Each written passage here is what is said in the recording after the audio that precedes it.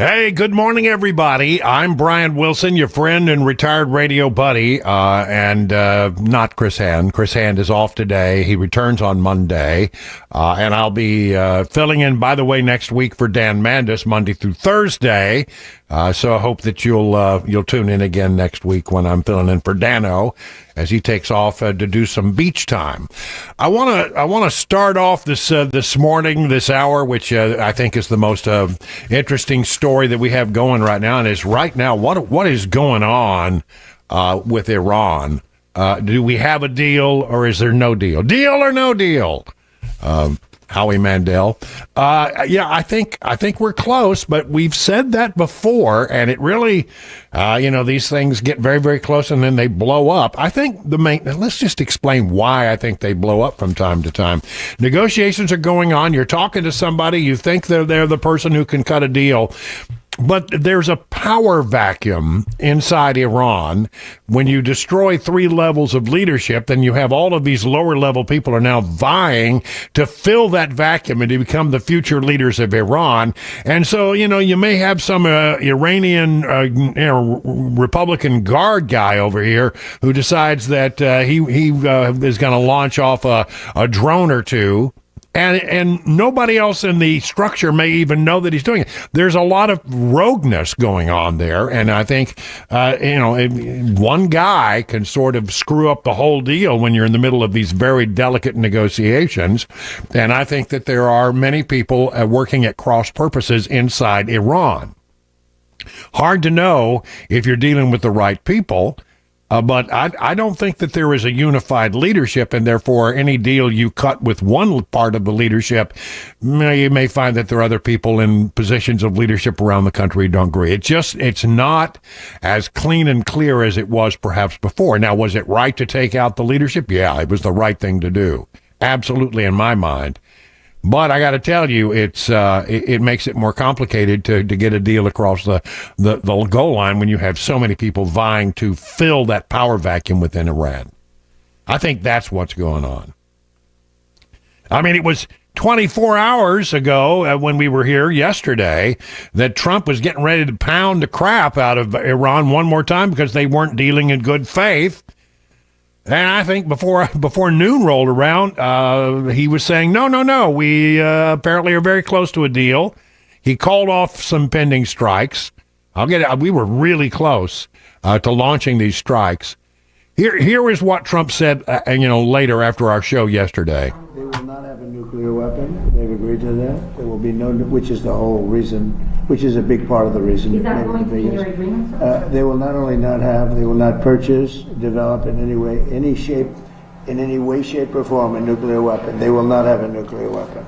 Mr. President, just to follow up on that, you have said before that Iran and the United States were close to a deal. It has not happened yet. Why are you so convinced that this time is different? Because they've taken a pounding. They've taken a pounding like very few people could take. And they want to make the deal a lot more than I do. And we could have had it done the other way, I guess, but it would have taken longer. They got hit very hard recently, as you know. And I don't like to have to do things that way, but I felt it was necessary. It's a great deal for the United States and for the Middle East, and I think ultimately great for Iran because they'll be able to build up their country and other country. I really believe it's a regime change because I find these people to be much more rational than the people that are no longer with us. We knocked out the first team of leadership, the second team of leadership. This is a different group, this is a different level, and I think it's frankly a smarter level, and it's a level that has reason. And they've all approved the deal. Everybody's approved the deal. Now we'll get it finished up, and hopefully that'll be done. Yeah, hopefully it'll be done.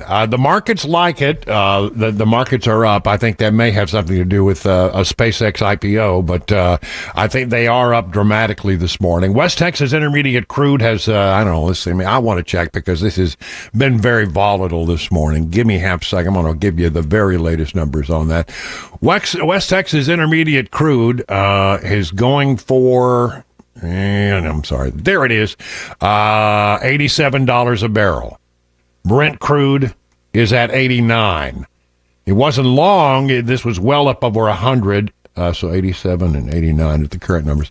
The market right now is open and up 200 points.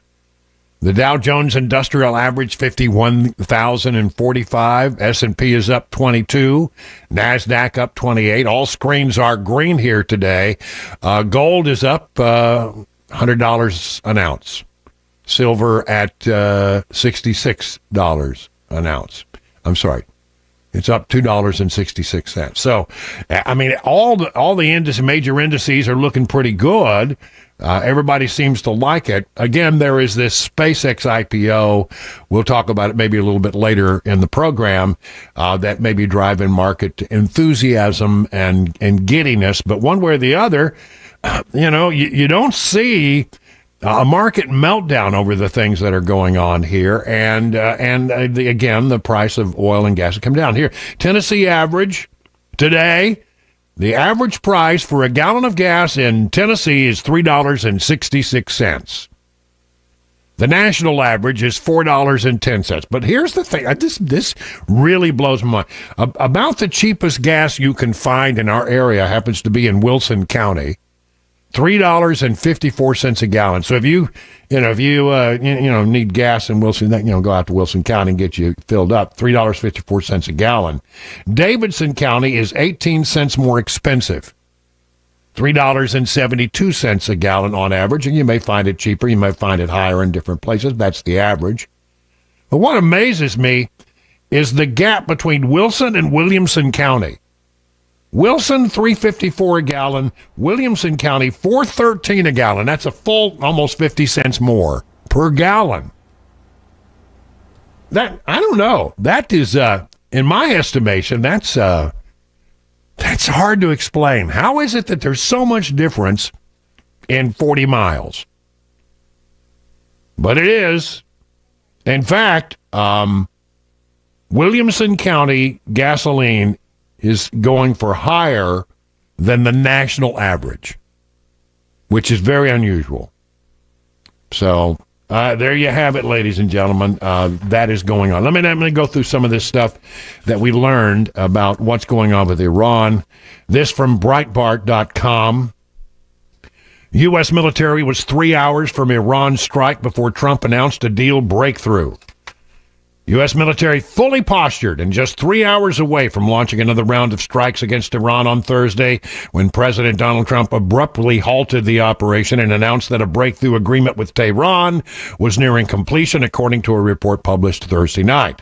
According to NBC News, the military had already received orders to carry out the strikes and was actively preparing for the mission when Trump called it off.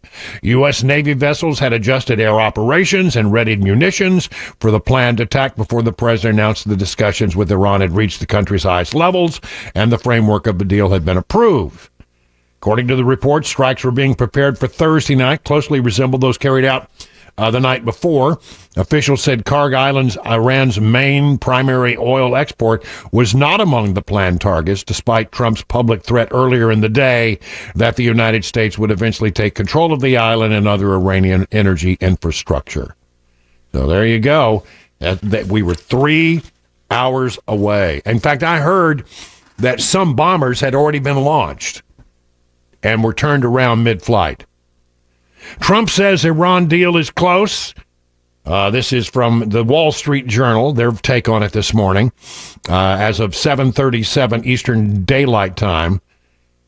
Trump says Iran deal is close, but Tehran says no decision has been made. President Trump on Thursday insisted the U.S. was nearing a deal for peace with Iran, pulling back from its threats just hours earlier to launch more military strikes and seize Iran's oil infrastructure. Tehran says it hasn't decided. Iran hasn't reached its final conclusion about the agreement, said Foreign Minister spokesman Ismail Bagay, who, according to state media, he said, "We will announce it when we reach a conclusion." See, this is the thing. Is this really a guy who is speaking on behalf of the people who are negotiating? And are the people who are negotiating really the people who have the clout and the power inside Iran? It's hard to know. It's really hard to know. One major hurdle advancing peace negotiations has been Iran's demands that it immediately access tens of billions of dollars frozen by U.S. sanctions, which would offer relief to the deeply damaged economy of Iran. Some people familiar with the negotiations expressed hope that differences between the countries were narrowing after initially sparring over timeline and mechanisms for releasing the money. I don't think we should release the money, just between you and me. Early Thursday, Trump threatened to launch another wave of military strikes. You got all that. Here is CNBC and their take on it. Proposed U.S.-Iran deal would reopen the Hormuz Strait and lift oil sanctions, Iran state media says. So state media is reporting on some of the bones of the deal.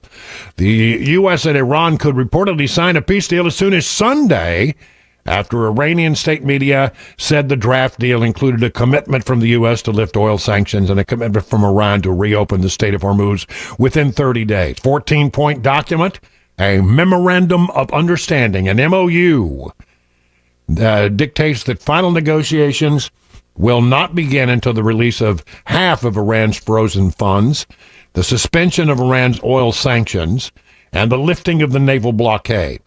All American forces would need to withdraw from Iran, and U.S. and its allies would need to present reconstruction plans for Iran worth at least $300 billion, according to the report. Boy, they are an entitled bunch, aren't they? A peace deal could be signed in Switzerland, they say, as soon as Sunday. Bloomberg reported later on Friday this morning that, citing people familiar with the plans, it comes as world leaders gather for the G7 summit, which runs from June 15th to June 17th in Avion in the French Alps. I love their water. The time and place of the meeting are media speculations, and an official announcement has not been made. It makes sense that might happen. I saw that there were some high-level military jets. I'm talking passenger jets, not military kinetic jets, not fighters, not bombers, but transport planes. That may be carrying some high-level delegations in that direction. So we'll see how that all plays out.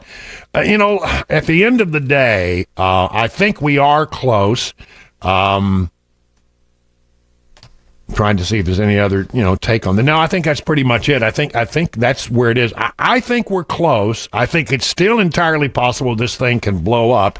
And I do worry just a bit if the Iranians aren't playing us, because every time we get ready to knock them back a notch, oh, no, don't do that. We're very close to a deal. Yes, we can agree to this and we can agree to that.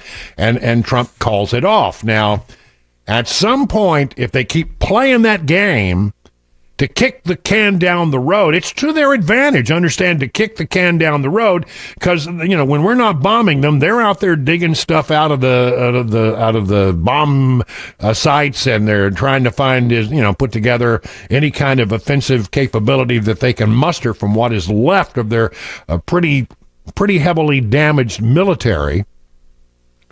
So I think I'm hoping that this is the real one. Maybe by the time we get to the weekend. I know one thing, though, is that Donald Trump wants to be optimistic, and he wants to make it sound like there's a deal because the markets like it and the gas prices come down. But maybe if we're not there, it's to his interest for people to think we're close through the weekend. So what do they say about times of war? The first casualty in times of war is the truth. I think we're close, but man, it seems like we've gone through this several times. This is like, Groundhog Day.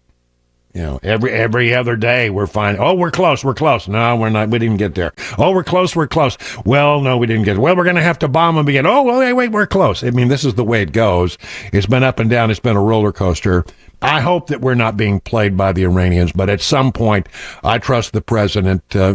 If he can't get it across the line, I think he'll do what has to be done to make sure the only thing that matters here is that Iran not get a nuclear weapon. It is 20 minutes past the hour of 9 o'clock on Super Talk 99.7. Brian Wilson and for Chris Hand.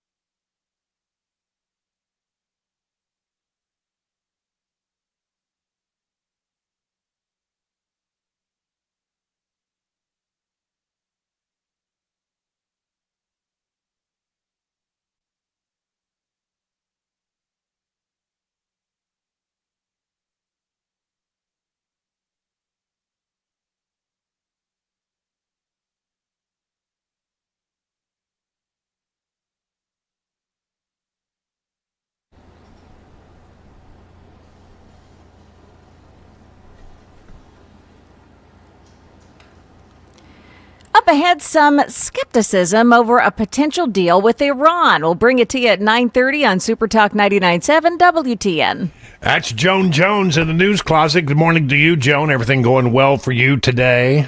Oh, yes. It's Friday, so, everything's awesome. That's right. I have a new purpose in life now. Yeah, what is it? Being retired, you cast about for things to do and to keep you occupied. And so I saw this story this morning, and this is going to be the sole. I'm gonna try to register for this as many times as I possibly can. Yeah. Red Lobster, you ready? Yeah. Red Lobster giving away 25 years of endless shrimp. Now, I mean, first of all, Red Lobster, that's a bonus. 25 years, you wouldn't have to eat all the shrimp you can eat. So does that include like the if it's like a shrimp scampi meal, you can get that for free? Here's what I know. Endless just got truly endless for one lucky person, according to their Instagram posting. Red Lobster took to social media to announce endless shrimp card, a prize that would grant one winner free endless shrimp meal once a month for 25 consecutive years. Well, just once a month. Come on. And according to official rules shared, fans can enter by commenting on the restaurant's Instagram or TikTok sweepstake posts, tagging a friend they'd like to visit Red Lobster with. They just ended a sentence with a preposition. Why did they do that? The restaurant said those interested can enter the sweepstakes through June 17th. And they say that, I did not know this, but apparently Red Lobster's been going through some financial issues. Yes. Who knew? I mean, it's a great place. The cheesy biscuits. I mean, come on. I know. Such as they are overhauling their menu with 9 new items, including the return of hush puppies. Well, why in the world would they ever get rid of hush puppies? Yeah. Huh. No. And here's one more story that I think you'll enjoy. This is probably not going to make your newscast, but I think, good Lord. Nearly 200 doors are glued shut at a high school, causing $70,000 in damage. Oh, blame the seniors. That's right. It's a senior prank. That's right. Yeah. Bizarre act of vandalism at the California high school has left student, teachers, and police searching for answers. Glue was poured into the locks and the keyholes of nearly 200 doors at Patrick Henry's high school last month during finals week. 2 weeks later, they still can't get some of the doors open. Oh, man. They have surveillance video of the suspect, but have not been able to identify him. There's only one? Yeah. Christopher Guzman, a student at the school, said he got to school on May 26th. He knew immediately something was not right. It was pretty crazy. I was walking in right. I looked around, all these teachers on the floor. They had these little, I don't know what they were doing, but they were like trying to pick the locks. Yeah. The subject is wearing a very unique sweater with a B on the top of it. So they have video. Yeah. But they have not been able to identify who that individual was. Some $70,000 worth of damage. Yeah, see, pranks shouldn't cause damage. Like, we use chalk on the side of the wall, the wall of the high school to write things, on somebody else's high school too. You do things on the field, on the football field, but gluing locks is over the top. Yeah, you talk about things on a high school football field. It's sort of like what they did on the National Mall yesterday. Oh, did you see that? 8647. Yes, I reported on it. Imprinted into the National Mall. You can see it from the Washington Monument looking down upon it. Somebody caused an inordinate amount of damage. We'll talk about that a little bit later. But right now at 9:30, you make sure that your lock is not glued shut, because we wouldn't want you to get locked out of the newsroom. It is time for news with Joan Jones on Super Talk 99.7.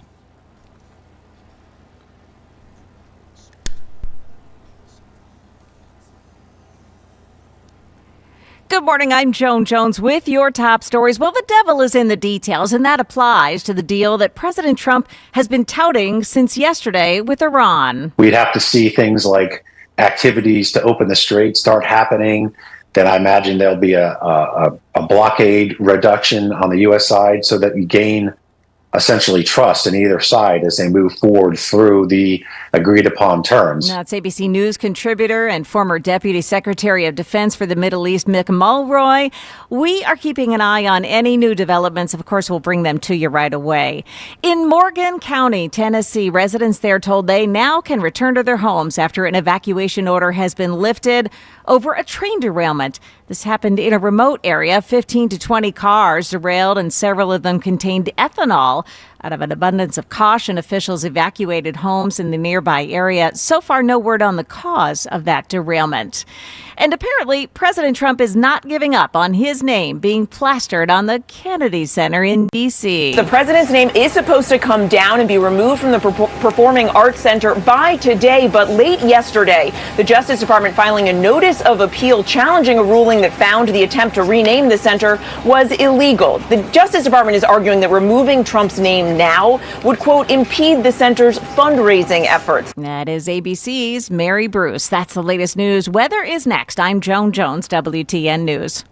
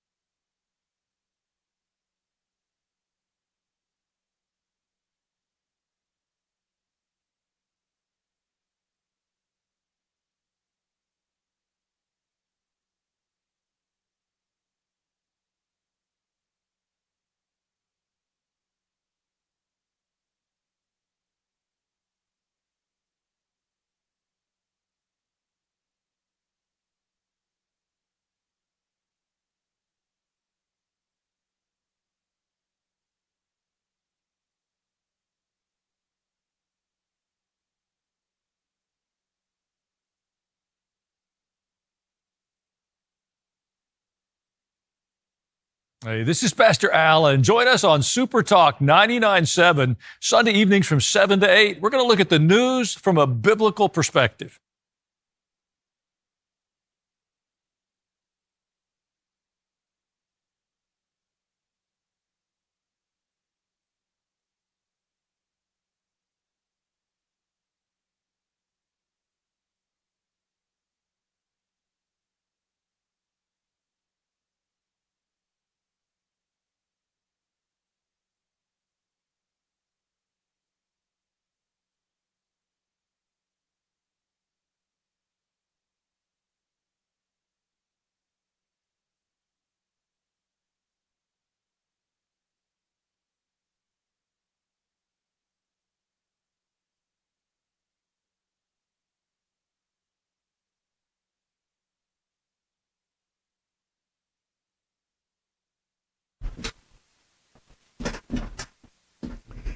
It is 37 minutes now past the hour of 9 o'clock. You're listening to the Chris Hand Show. Brian Wilson in for Chris Hand today. He'll be back on Monday. But on Monday, I'll be switching into the early shift. Dan Mandis taking some time off. And I'm going to be filling in for Dan Monday through Thursday of next week. I thought I was retired, but I guess not. But that's okay. I really do enjoy getting back on the air and getting to bloviate because, the Bulldogs, they get tired of hearing me. I keep telling them they got the best educated Bulldogs in American history, but they don't really find a great deal of interest in the things that I rant about. So it's good to have a microphone now and then. I want to do midterm elections. And where we are, nothing more important, I think, perhaps politically than having a good outcome for conservatives in the midterm elections. And, let's just be honest about it. I've tried to be very straightforward with you about it. If you look at history, history is replete with examples of how the party in power during a midterm election does not generally fare well in a midterm election. So here's where we are. We are in power. The conservatives control the House, the Senate, the Supreme Court. We have a 6-3 majority. So, we're there. All the agencies are populated by people who are loyal to Trump. So, yes, we're clearly in control of the government. And when that happens, traditionally, in a midterm election, it seems that the party in power really gets, hammered. You can lose, and it's all about the House seats. I mean, a third of the Senate is up, and that's important, maintaining control of the Senate, because there's confirmation battles happen there. If you need to replace a Supreme Court justice, it's got to go through the United States Senate. The Senate is, by all means, if you needed to save one of those two bodies, it's got to be the Senate. And I think we're gonna be okay in the Senate. I think. It's hard to know, but I think it's going to be all right. And the House of Representatives, it's a heavy lift. When Barack Obama got to his midterm election, he lost 60 House seats. He went to the microphones and had to admit to the world that it was a shellacking, and it was. So, but 20, 30 seats, not uncommon. There are some factors at play here that bode well. I mean, all of these redistricting efforts that the Supreme Court has authorized are taking place in some states, like here in Tennessee. We've redistricted and we've picked up a likely Republican seat. Same things are happening in other southern states around the country, and so that may help us at all. But it's tight. It's really tight, and what is going to be perhaps at play are how people feel about the issues of our day. Look, I mean, it's pretty clear right now. If you look at the data show that Republicans are pretty much sticking with Trump. Democrats, they reflexively, have Trump derangement syndrome, and they're absolutely against anything that Trump is for, and so Democrats are largely against him. The thing that changed in the last presidential election was the fact that the people in the middle, the independents, went toward Trump. So the question is, where will they be? Where will these independents be in the midterm elections, and what are they thinking? AP, take this is one poll, and you take it with a grain of salt because, and it is a poll. You may not even want to take it with a grain of, but I think it's important to note these things because I think we have some repair work to do with independents. This president needs to re-ingratiate himself with independents. From the AP, the Associated Press, more Americans than ever consider themselves independents. In fact, I think if you ask what is the biggest political group in our country, it's not Republicans, not Democrats, it's independents. They're more independents than anything else. More Americans than ever consider themselves independents, and they are among the groups that shifted toward Trump in the 24 presidential election. Any erosion of that support could signal trouble for Trump and Republicans headed into the midterm elections, which are often seen as a reflection of how voters feel about the governing party. Tafari Torres, a senior researcher with NORC who did this analysis for AP, noted that while Democrats and Republican views of Trump have held largely steady in his second term, independents' opinions are still moving. Independents are broadly the people who are reacting to the events and dropping their support. So let's see. Independents without a college degree had a much more positive view of Trump than college-educated independents did during and just after the 2024 election, but that shifted in the first few months of his term. Positive views of Trump among independents without college degrees fell from 48% in the months before he returned to office to 31% in polling conducted during his first 100 days. 48% is where he was when he came in. 31% is where he was after the first 100 days. Only about 3 in 10 college-educated independents, by contrast, had a positive view of Trump before he returned to office, making their drop of 1/4 much less dramatic. But it has dropped nonetheless. Americans without a college degree have long been a key part of Trump's coalition. Trump also won in 24 by making gains among other groups like Hispanic adults. Nearly half of Hispanic adults, 46%, saw Trump favorably in the polling conducted around the presidential election. His approval among these adults dropped quickly in the second term, falling as low as 15% during last fall's government shutdown before landing around a quarter in the spring. So we're at 46% Hispanic independents. That's pretty good. That's a good. So you have some Hispanics who love Trump, some Hispanics who detest Trump, but the independents, he picked up 47% of that vote. That was a heck of a deal right there. That may have been one of the things that sort of pushed him over. Then it fell as low as 15%, from 46 to 15th, and now it's around 25%. So if that poll is accurate, and I'm just saying it's one poll, take it with a grain of salt, but if that is, the real concern here is independence. You cannot win these big races, especially for the Senate, if you don't have the support of independents. As independents go, you can't win if just you have all Republicans. The Democrats can't really win if they have all Democrats. You have to reach out to the middle to bring the middle along. We did that, leading up to the second term of Donald Trump, and the independents largely were there in a big way. Now there's some indication that they are not going to be there. It really. Oh, I got to turn this one more because there's one more thing here I thought was interesting. What is it that's driving it? Latest AP polling from May found that only 3 in 10 independents approve of how Trump is handling the economy. That's what it is. It's the economy. Stupid. It's the economy. It's always the economy. The April poll found that only 1 in 10 independents, 12%, approved of how Trump was handling the cost of living. You see, that's the thing. I mean, that's the thing. We are, I really do believe this. I think we are poised. I think the economy is juiced. I think it's ready to go.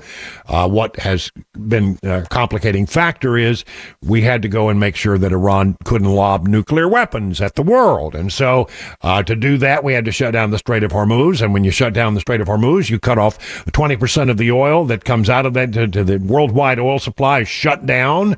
And so the price of oil, because there's less of it in the market, goes up. And that means gas prices go up, and that ripples through the economy. So, yeah, we had to do that.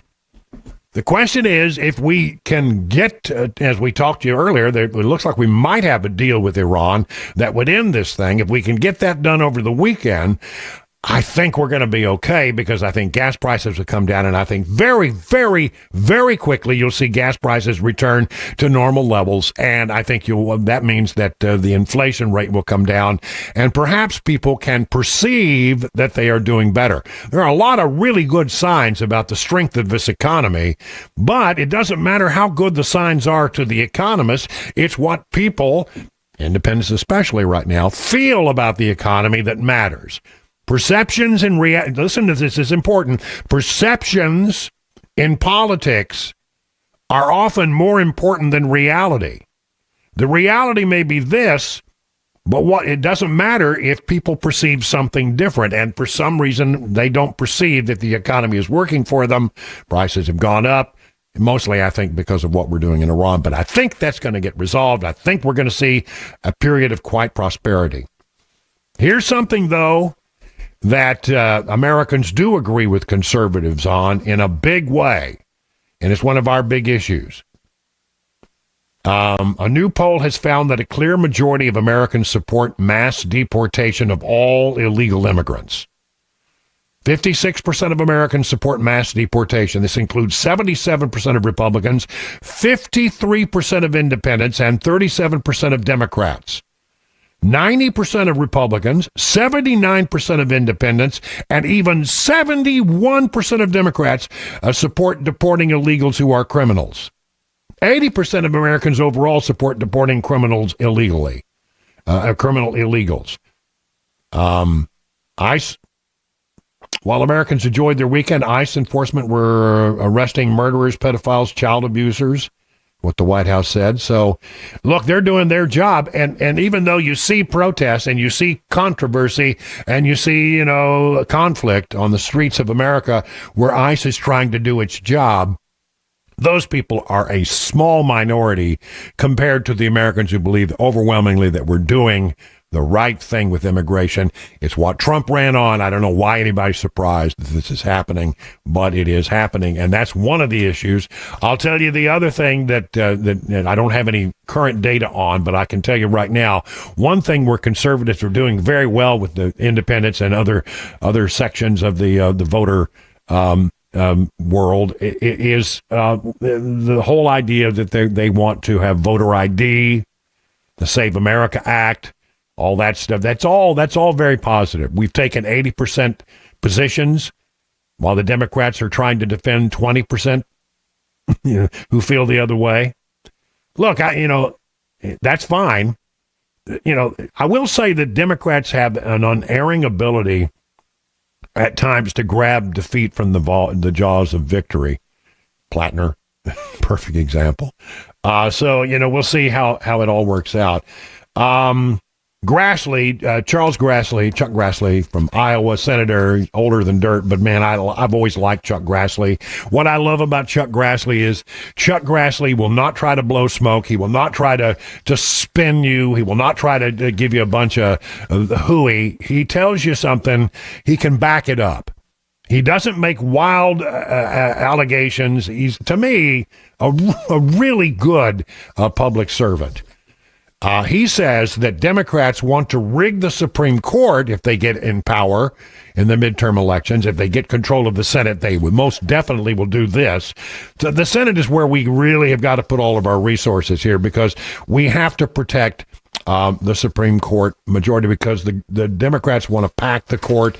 They want to take it from 9 to 13, and they would do everything they could to make that happen. Grassley's forced speech came out. He says that Democrats revealed their court-packing plan with the Judiciary Act of 2021, which aimed to expand the number of Supreme Court seats from 9 to 13. Gerald Nadler, chair of the House Judiciary Committee at the time, claimed, "We are not packing the Supreme Court, we are unpacking it." No, that's not true. And by the way, do you know why the Supreme Court is now a 6-3 conservative majority? Because Harry Reid took away the need for the ability to filibuster judicial appointments, federal judicial appointments. Yeah, that was his idea. It was Harry Reid's idea. And it backfired on them. They ended up with a 6-3 conservative. So when you start talking about doing away with the filibuster, be careful what you wish for, because it may not work out to your advantage in the long run. Didn't work out for Democrats, did it? Now they completely screwed it up, and what they want to do is pack the court and put more liberal members on it so they can get the rulings they like. Listen, this is the way the cookie crumbles. This is the way it falls. Get over it, But he's right. If they get control of the Senate, you need to understand one thing. They will do everything within their power to pack the court to their advantage. 51 past the hour. Brian Wilson in for Chris Hand on Super Talk 99.7 WTN.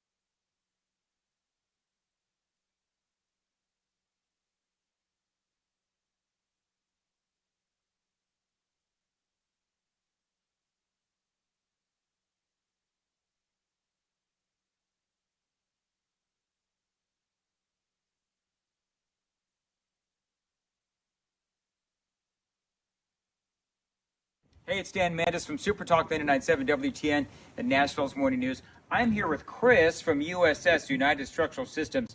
He's checking out my basement, my foundation, my crawl space to see if there's anything wrong. Fingers crossed.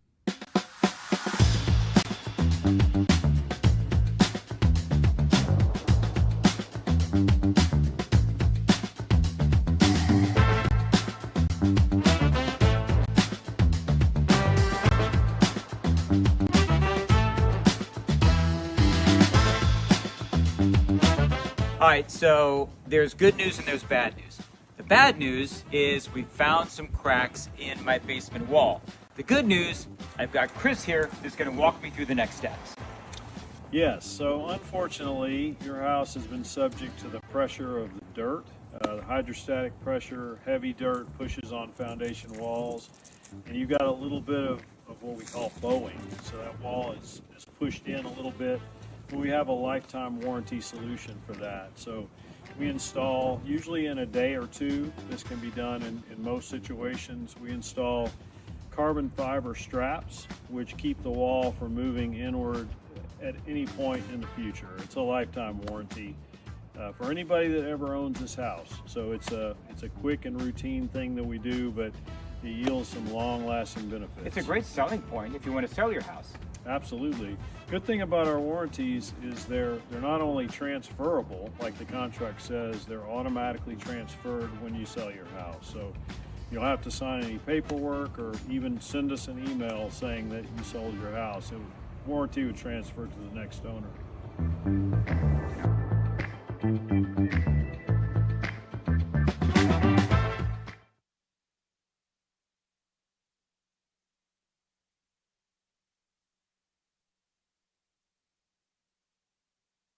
Remember last week with the Tylenol stuff?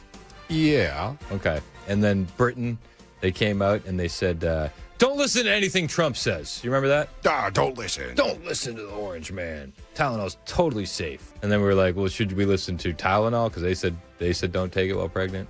Yeah, they said that a while ago, didn't they? Yeah. Well, I've come to a new conclusion. We don't need to listen to anything the British government says, which leads me to this headline. First cousin marriage has benefits, says NHS guidance, despite birth defect risk. First cousin marriage is linked to stronger extended family support systems and economic advantages. It's a strong family.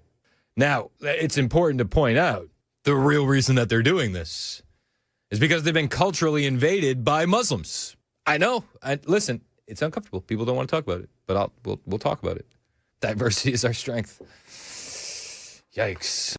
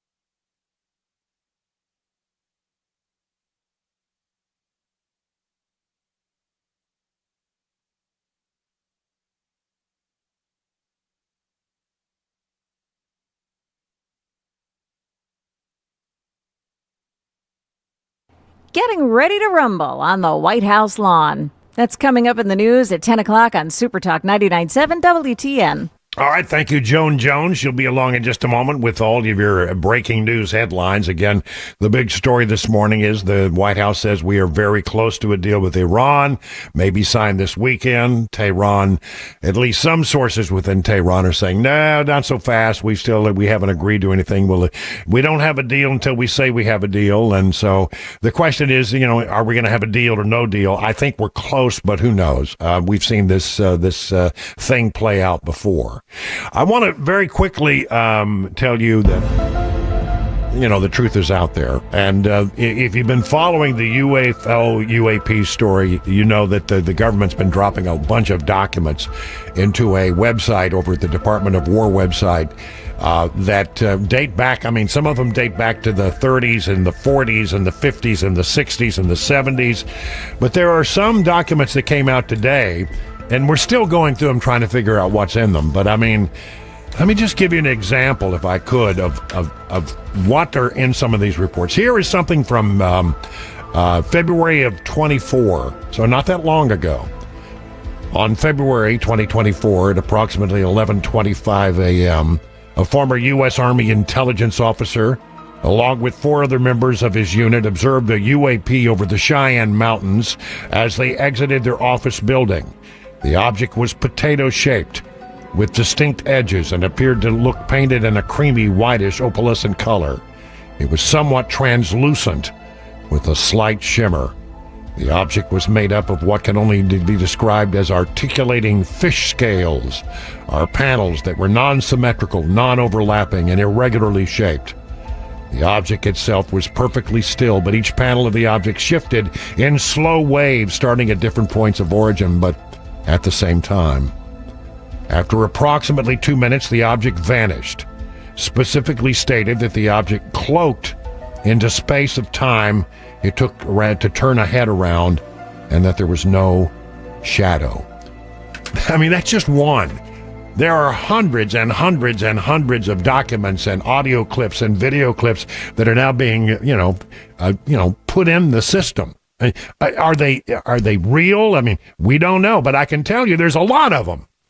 And they come from really remarkable places. I mean, pilots and government officials and high-ranking this and that, even people who have served as admirals in our military. We're getting a lot of detail about this thing on a day, by the way, when Steven Spielberg releases his new movie, Disclosure Day, which he says is about what happens when we have total disclosure. How will we react? And he says there is more to his movie that is true than is fiction. So a lot going on in the world of UFOs and UAPs. Time for the news now with Joan Jones on Super Talk 99.7. Brian Wilson in for vacationing Chris Hand.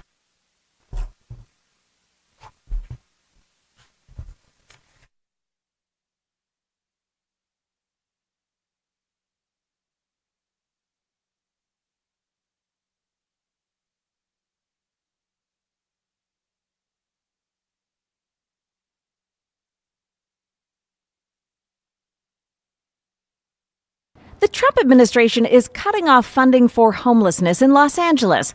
David Spun at Fox News reports the agency responsible for doling out the dollars is being accused of, quote, obvious fraud. They are losing these tens of millions of dollars. They've gotten almost over $1 billion since 2021 in federal taxpayer funding. Now they're going to lose it as this investigation goes underway. This is from the White House Fraud Task Force in coordination with Housing and Urban Development. This is a 13-page letter. The letter goes on quickly to point out that L.A. County has withdrawn funding for the agency. The city of L.A. is considering the same.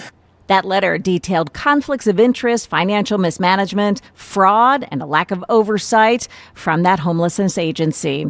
An early morning house fire in Donaldson. Now firefighters say at least one person was found dead inside the home. News 2 reports crews are still working to get that fire under control. It's in the 3000 block of Hunters Hill Road off McGavock Pike. Started about 2:30 this morning. A couple of firefighters were treated and released for minor injuries. No cause of that fire so far. Got to be prepared for a road closure in Murfreesboro next week. Next Wednesday, CSX is shutting down Middle Tennessee Boulevard for about 24 hours while crews work to make repairs on the tracks that cross the road. The closure is at South Church Street and Middle Tennessee Boulevard. You'll need to find an alternate around it until the next day on Thursday. And the UFC is holding a fight night at the White House this weekend. It's, of course, for President Trump's 80th birthday and for the nation's birthday, too. This is going to be quite the spectacle. This morning, they are putting the finishing touches on the massive arena that they have built here on the White House grounds, this towering claw on the South Lawn. Overnight, they were testing the lights, the sky over the White House ablaze as they get ready to host 7 fights here on Sunday. 4,000 spectators are expected to watch in the arena, with 120,000 watching from the ellipse nearby. That's ABC's Mary Bruce. That's the latest news. Weather is next. I'm Joan Jones, WTN News.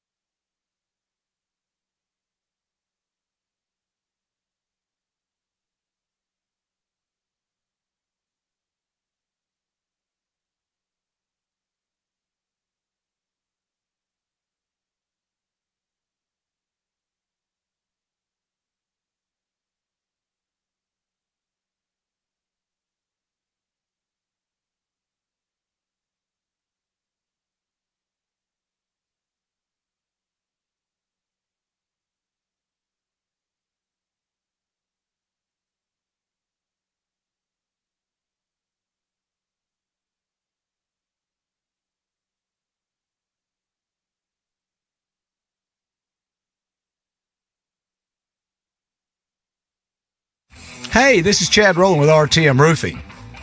Are you the type of person that takes pride in your home? Let RTM Roofing help with the exterior, with your roof, with your siding, with your soffit, fascia, your gutters, your chimney caps.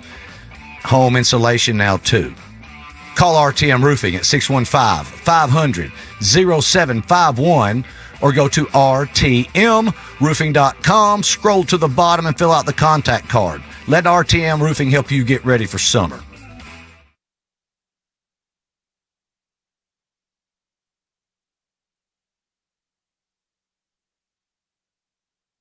I'm WSMV4 First Alert Meteorologist Stefano DiPietro. A line of showers and thunderstorms pushing through the mid-state this morning, producing some lightning, some heavier downpours, so that could cause problems for our morning commute. We have additional showers and storms that are firing up this afternoon. Hit and miss, but they could produce downpours and gusty winds, so keep an eye to the sky, stay weather ready, and keep the umbrella handy. We'll end up near 90 today. An isolated shower or thunderstorm for our Saturday. We're also around 90. Sunday, a few more showers and storms, and we're falling back to the 80s, then much less humid next week.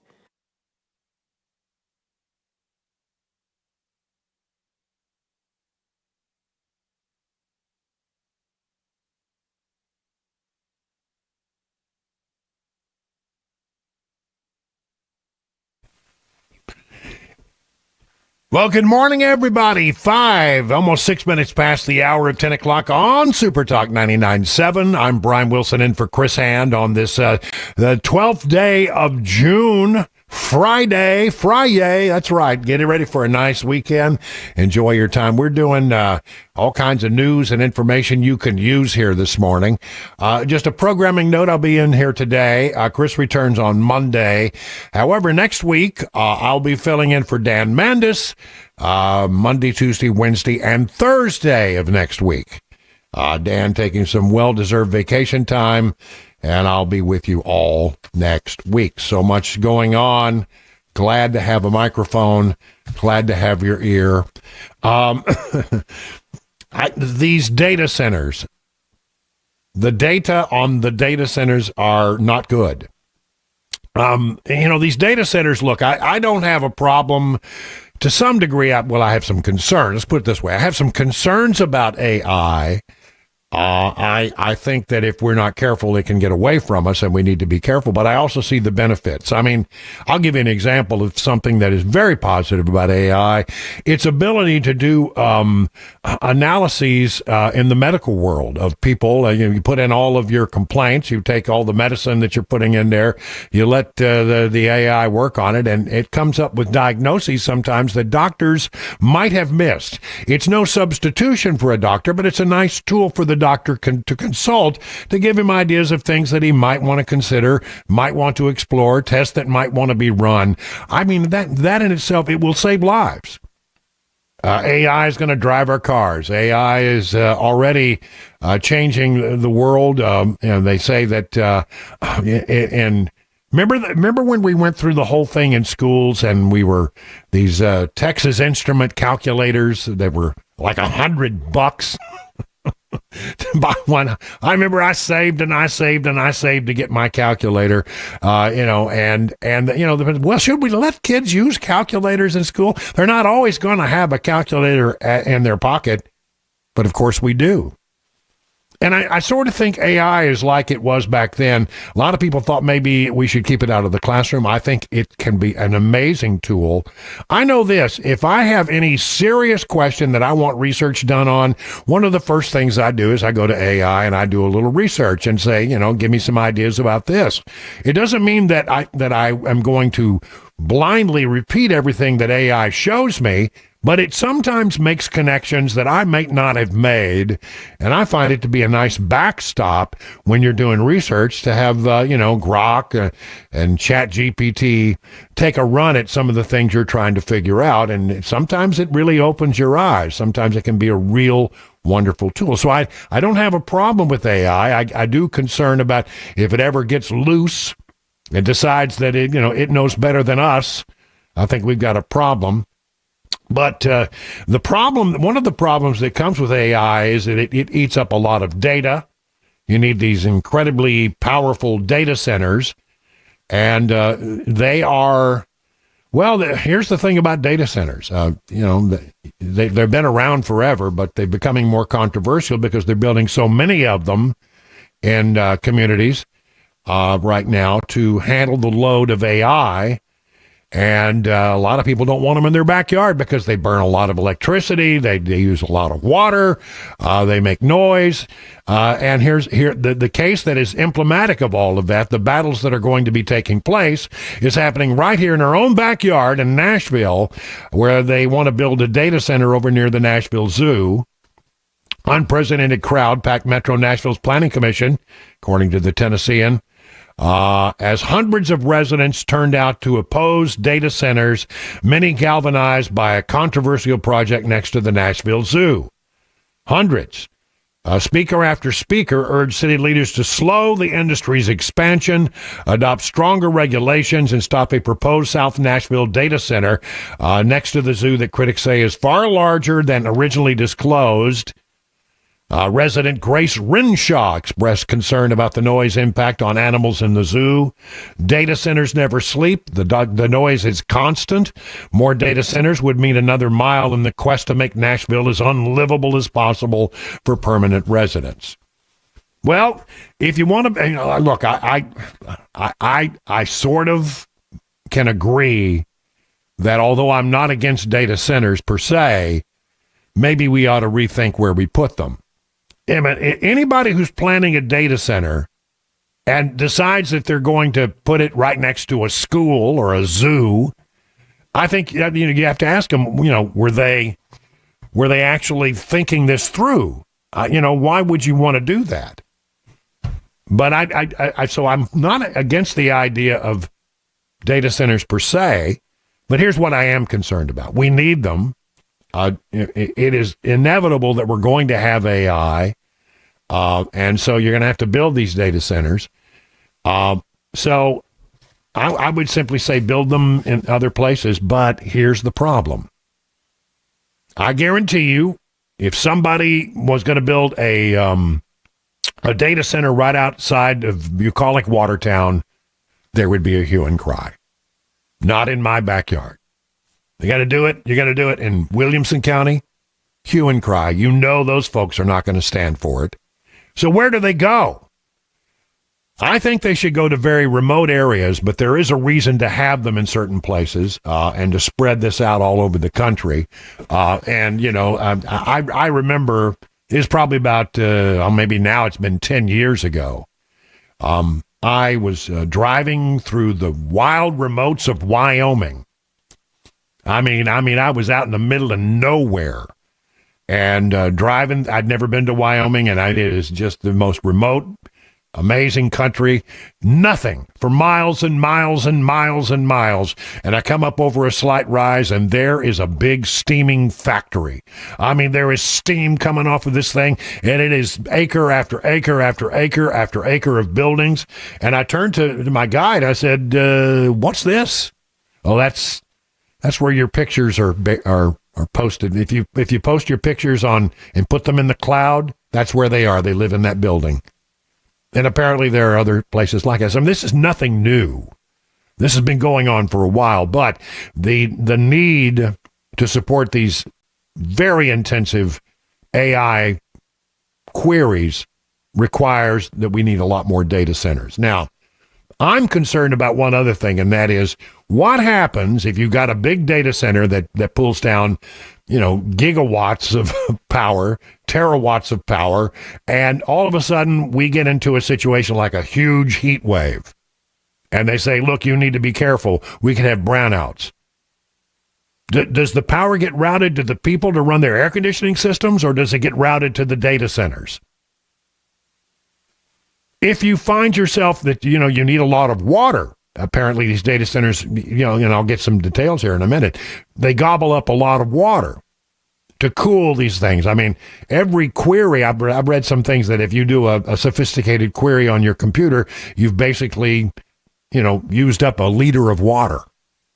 So, they gobble the water unbelievably to keep them cool, and a lot of it evaporates. So if we have a shortage of water and a big drought, does the water get routed to people, or does it get routed to the data centers? In other words, I don't think that people should suffer if you're going to have a data center. But if you have a data center that gobbles up a lot of electricity, and now all of a sudden electricity is more scarce when you use a lot of something, and there's a big demand for something, guess what? The price generally goes up. Are we going to have higher electric bills to support the data centers? These are really valid questions, absolutely valid questions that we need to resolve in a big way. Then there's this story I found on WSMV's website. Very interesting. It's about 10 pages long. I won't be able to get to all of it, but I think it's very interesting. The U.S. leads the world in data centers by a huge number, and I'll get into some of these numbers in just a moment. But nearly half of the new ones are headed to the south, the southern part of this country. Here's what to know.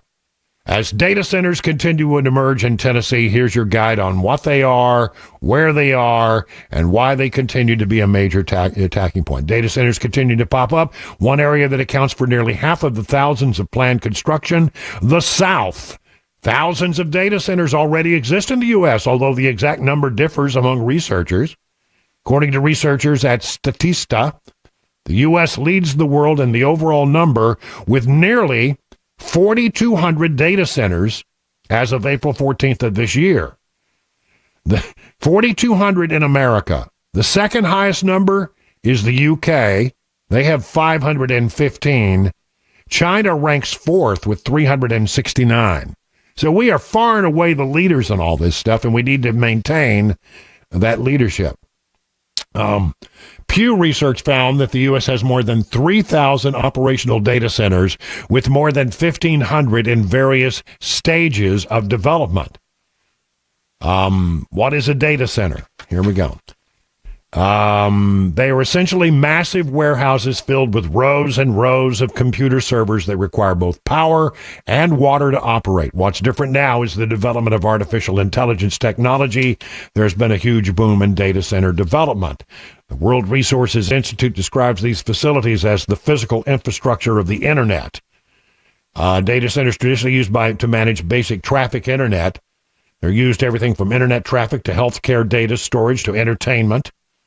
I mean, if you are streaming this program, you are using a data center. If you stream something on Netflix, you are using a data center. Everything that you do. But now with these high demand need for to support artificial intelligence, they need more of them. 90% of the data centers that already operate are in urban areas. More than 1,500 planned data centers nationwide. Some 2/3, 67%, will be in rural areas. They also found that 39% of planned data centers will be located in counties that don't have such facilities.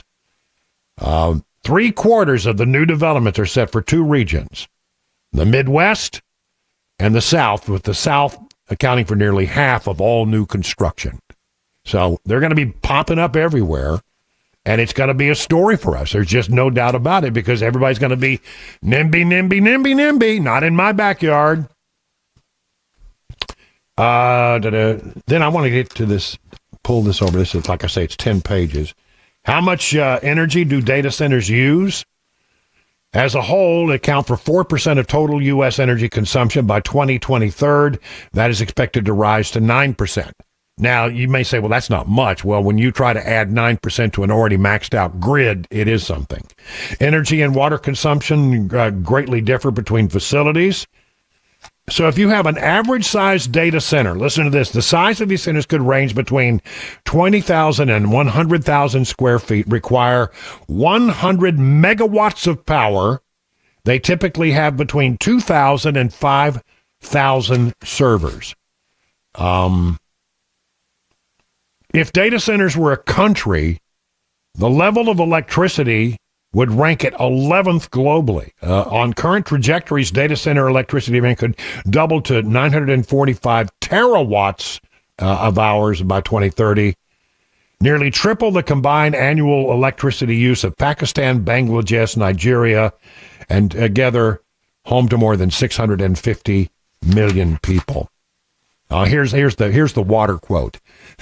This is how much water these things use. World Resources Institute reports that mid-sized facilities could require 300,000 gallons of water every day. That's for one mid-sized facility. 300,000 gallons of water a day, with larger facilities requiring as much as 5 million gallons of water a day.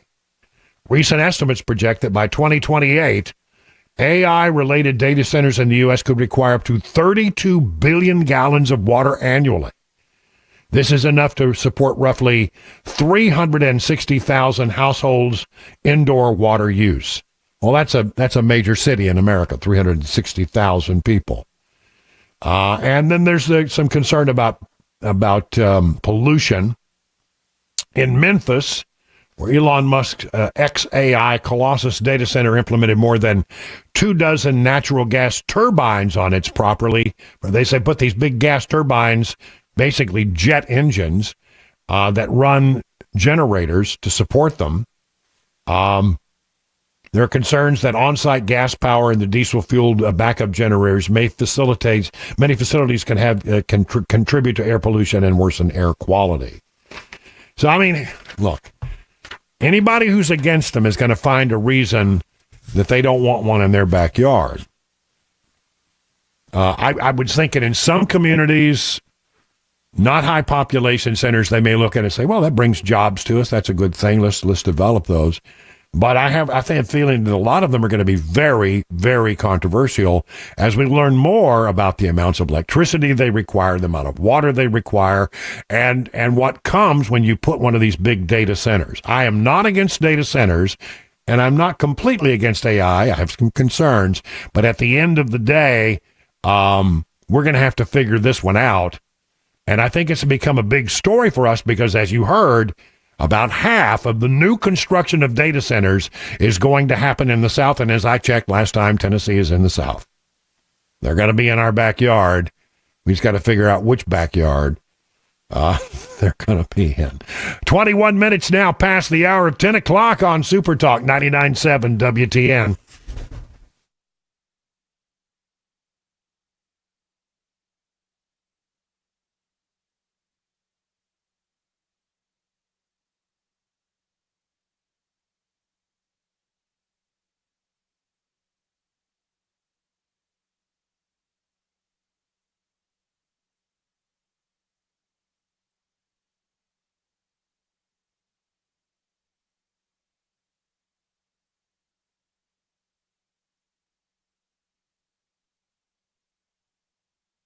The guaranteed offer is the simplest, least stressful way to sell your home.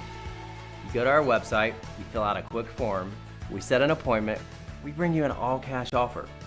Literally, there's no lockbox on the front of your house, there's no showings, we pay all cash, we close in as little as 21 days, stress-free. We've helped thousands of homeowners just like you sell your home the hassle-free way with a guaranteed offer from Mark Spain Real Estate.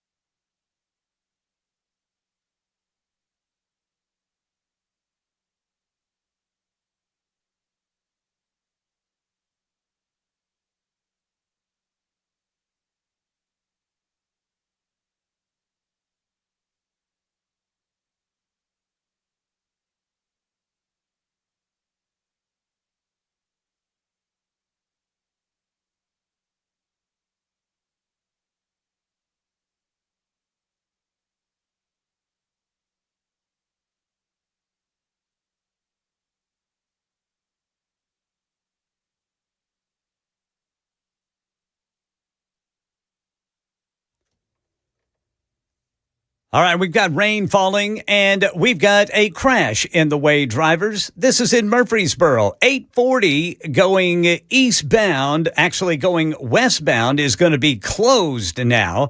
That's right there at Bill France Boulevard, exit 65. Drivers are going up and down the ramps. They're trying to get around that truck hauling a backhoe that struck a bridge there. Nashville residents packed a Metro Planning Commission meeting pushing back on proposed data centers, and one of the companies proposing the center near the zoo had someone speak too. You talk about being in the lion's den. We'll let you hear it coming up at 10:30 on Super Talk 99.7 WTN. I see what you did there. I saw that. That was that you did an animal pun. Yeah. It was pretty punny, I'll have to say. Hey, Ken Weaver, how are you, buddy? I'm doing all right there, Brother Brian. How about yourself, man? Yeah, Joan Jones has now moved out of the newsroom. Ken Weaver has moved in for the rest of the day, and we'll be bringing you the news all the way till the end of Matt Murphy's show this afternoon. I'm doing very well. I am, remember when we had the ice storm? Yes, you sir. remember it, right? Oh, Everybody said, it was universally reported. Well, it wouldn't have been near as bad if NES had done more tree trimming. Right. Remember? I They did. said if they had trimmed the trees the way they were supposed to be trimming the trees, we wouldn't have had, 2 weeks without power. Right. And we all thought, well, that's right. We need to start trimming the trees. And as I predicted, when we started trimming the trees, all of a sudden now you have this hue and cry. Oh, you made my tree look ugly. That's right. My question is, why in the heck did you ever have a tree under a power line to begin with? Bingo. How did that happen?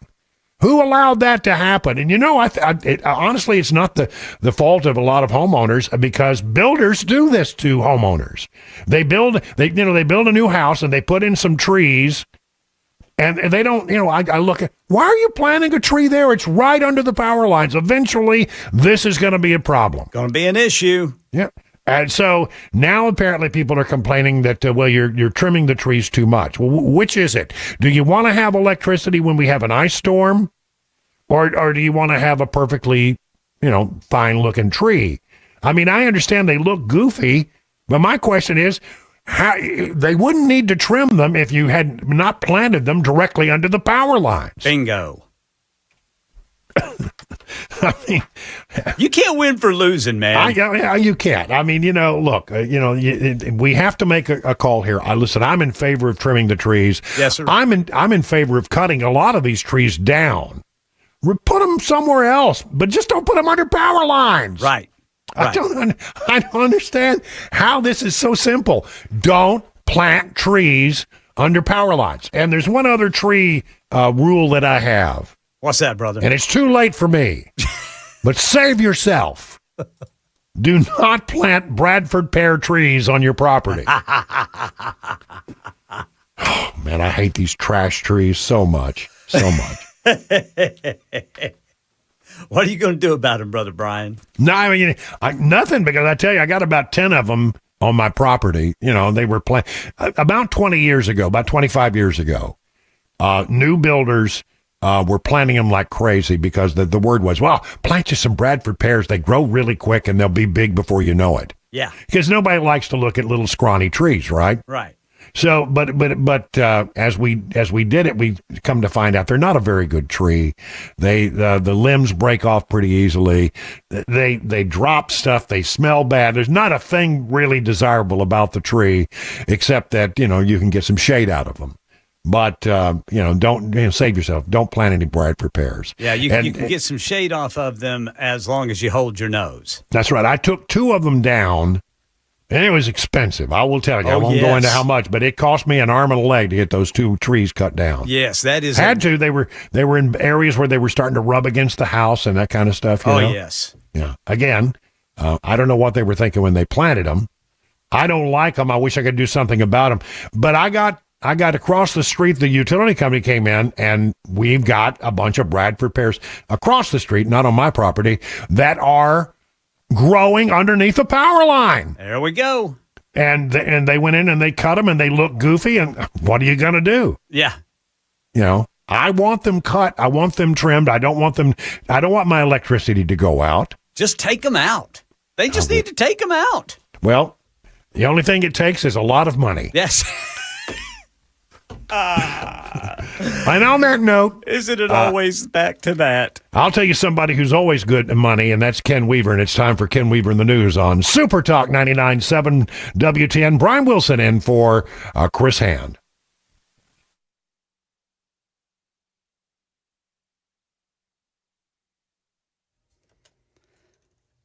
Full forecast coming up in 5 minutes. I can tell you we're in for some rain for a while, folks. Right now, the heaviest of it is going to be south of 840.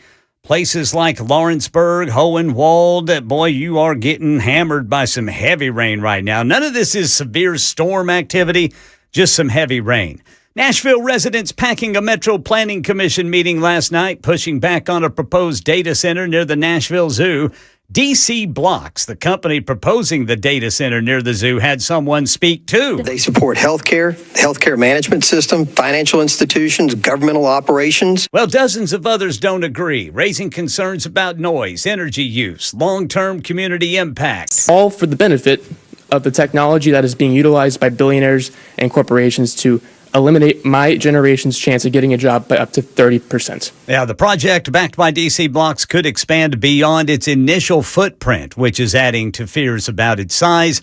Commissioners ultimately voted to send the proposed regulations back for revisions. After declaring the war with Iran over yesterday, President Trump now says Iran better get their act together and fast.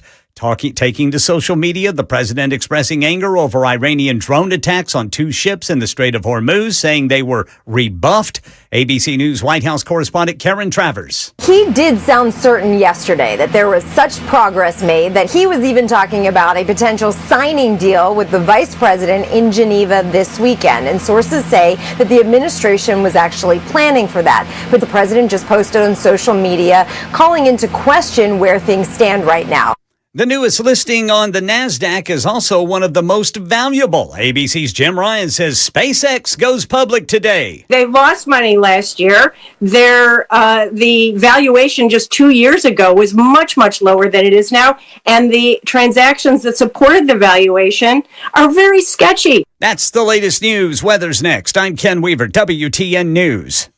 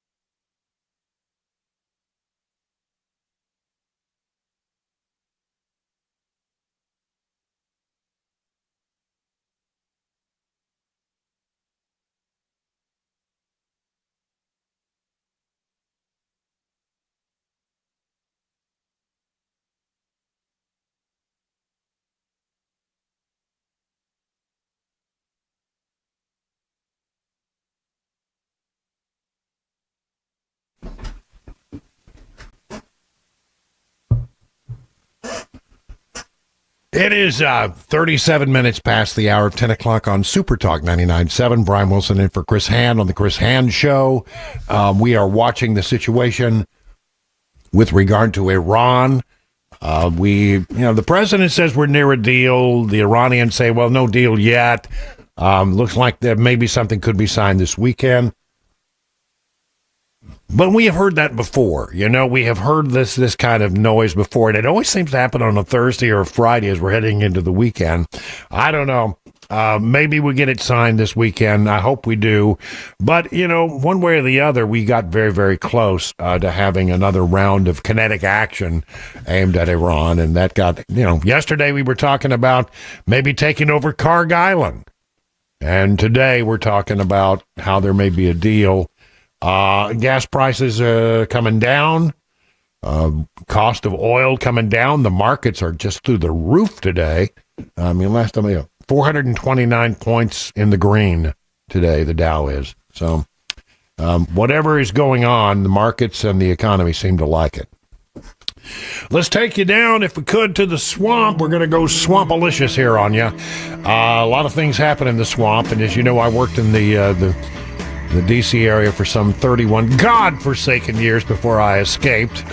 I wasn't born here in Tennessee, but I got here as quickly as I possibly can. And while I was there, I learned how to speak Swampese, and so I speak swamp. I can interpret this stuff for you. Not interpret, I can interpret it for you. There was a heck of a thing that happened yesterday. Somebody, I don't know how you want to put it, vandalized the National Mall, and somehow they were in the process of carving in the old 8647 markings into the mall so it could be seen, as you were in the Washington Monument, looking down on the mall, you could see it. U.S. Park Police, according to the Epoch Times, U.S. Park Police and federal officials opened an investigation Thursday after sizable markings resembling 8647 were etched into the lawn of the National Mall. The incident occurred amid preparations for a major event celebrating the nation's 250th anniversary of independence. A Reuters photographer witnessed the markings from atop the National Monument before authorities, including members of the National Guard, arrived on the scene near the World War II memorial. The numbers formed by discolored or brown grass against the surrounding grass appeared to be massive. I can only imagine they sprayed like a desiccant, or not a desiccant. How about, some kind of weed killer or grass killer, Roundup, something like that. Right. I think that's probably what they did. They called it deranged vandalism. The Interior Department does. Any threat against the president taken very seriously, because it is also a threat against the president. U.S. Park Police said the cause of the grass discoloration is yet to be determined. Samples have been taken for testing as part of the continuing investigation. The latest episode follows, of course, a previous high-profile case, the indictment of former FBI Director James Comey on charges related to social media posts in 2025 featuring seashells arranged to spell out 8647. So this has been done before. Something like this. When I heard this story, so somebody went out there and sprayed something in a way that nobody picked up on. I mean, we don't have any pictures of who did it, apparently, but they sprayed 8647 in a very methodical way into the grass, and the grass yellowed, and it's going to be there until they dig it up and replace it with new sod. It's going to be there. And even if you replace it with the new sod, then the new sod will spell out 8640. I don't know how you solve this problem. It's going to take a little while to get it back to normal.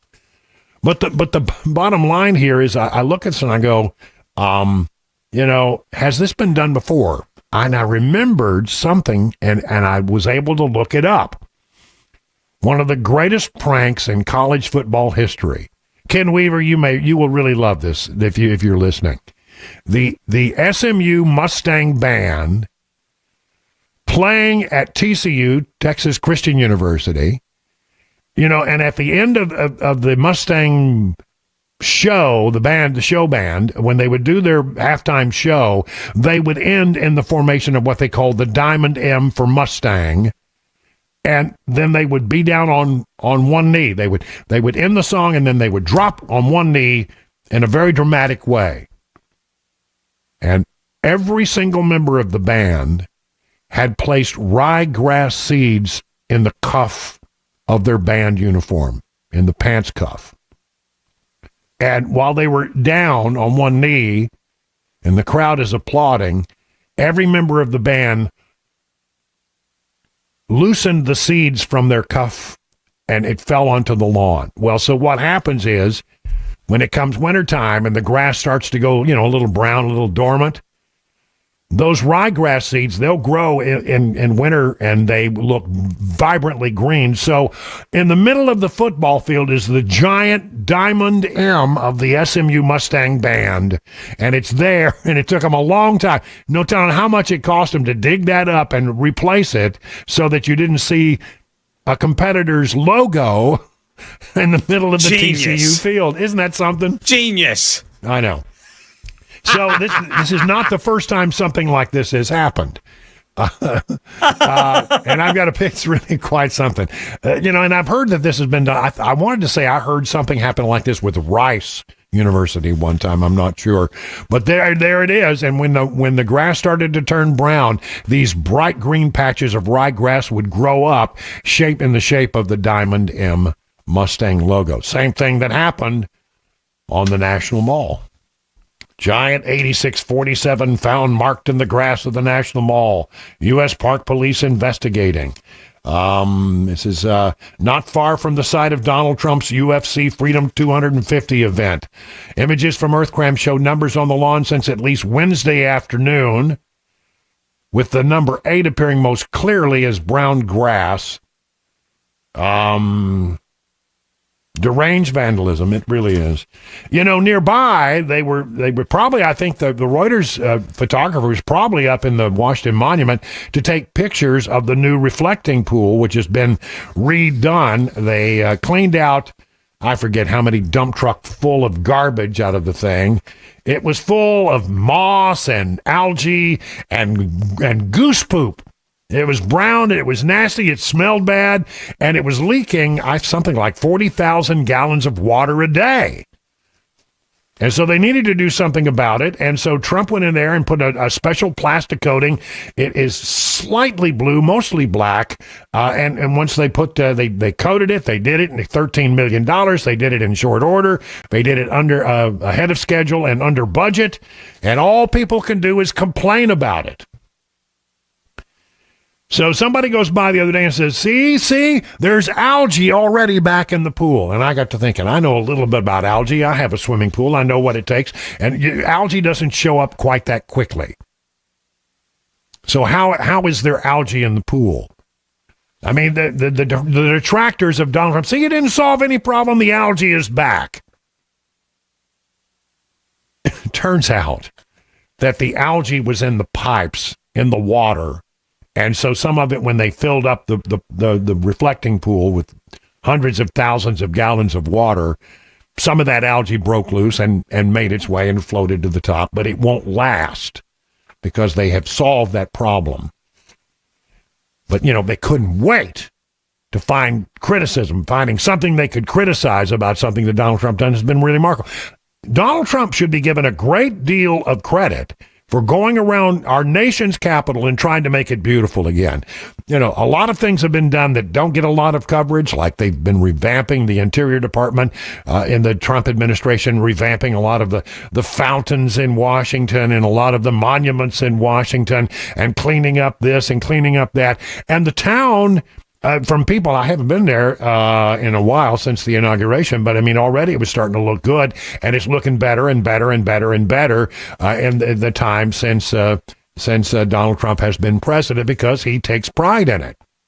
And he wants to build a ballroom, and yes, he wants to build a gigantic arch and anything, and he wants to rework the Kennedy Center, and all of that is controversial simply because it's his idea. But I mean, he really is doing all he can to polish up what should be a city that is beautiful. Our nation's capital ought to be one of the most beautiful cities in the world. It is representative of everything that we are as a nation, and it shouldn't be a crap hole. It shouldn't be junky. It shouldn't be messed up. It shouldn't be covered with graffiti. It shouldn't be dingy. It should be clean. It should be shiny. It should be polished. And I support Donald Trump's efforts to do that. Now, it doesn't matter, because no matter what he does, he's going to be criticized for it. This is the thing I think Donald Trump finally came to realize in his second term. No matter what I do, I'm going to be criticized. For example, let's talk about Iran. If I go into Iran and I prevent Iran from having a nuclear weapon and I make the world safer, people are going to criticize me for getting involved in wars. He's a wartime president and he hasn't done anything to solve the war. No, he stopped Iran from having a nuclear weapon. Now imagine what would happen if Donald Trump had not done that, and Iran had a nuclear weapon, and all of a sudden they tested one, and now they can marry it with a rocket, and they can take out Israel, and basically they got rockets that can fly 4,000 kilometers. Many of the capitals in Europe would be threatened by a nuclear Iran if they married a nuclear weapon with the current rocketry they have. No doubt they would be continuing to work on an intercontinental ballistic missile that could launch a nuclear weapon anywhere in the world, and the world would be Iran's hostage. Can you imagine the criticism that would have fallen in the direction of Donald Trump if he'd allowed them to get a nuclear weapon? You can't win. I think he just finally decided in his second term, I'm going to do what I think is right. I'm going to let the chips fall where they may. I'm going to be here for 4 years, and I'm going to do as much as I possibly can. And if they criticize it, so be it. I don't care. I don't give a rat's patootie. Go ahead and criticize me. You're going to criticize me either one way or the other. He's right. He's absolutely right. Very quickly, the Trump administration has cut ties between the Interior Department and more than 36 organizations linked to environmental activism and DEI, a move that officials say will save taxpayers about $4 million. The Department of Interior announced the action after reviewing roughly 2,000 active agreements with outside groups. Officials said many of the partnerships no longer align with the administration's priority or fail to provide a clear benefit. According to a press release obtained by Fox News, the department is ending partnerships with groups that no longer represent the priorities of the American people. So there you have it. 36 partnerships over DEI and activism now ended. You, the taxpayer, just saved $4 million. 50 minutes now past the hour of 10 o'clock on Super Talk 99.7. Brian Wilson in for Chris Hand today.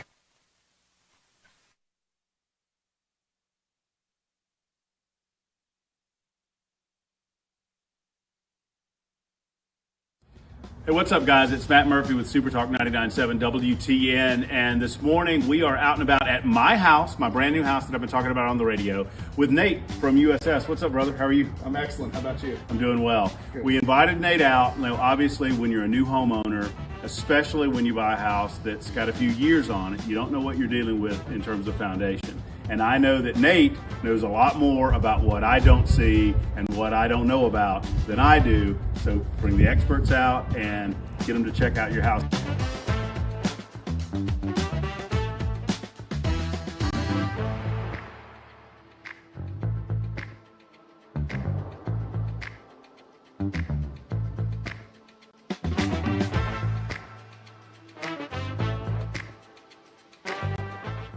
Hey guys, Matt Murphy again with Nate with USS, and Nate has just wrapped up kind of a look at the house. And Nate, what'd you find? Well, your house is in pretty good shape for the age of it. I had to look pretty hard to find. Okay.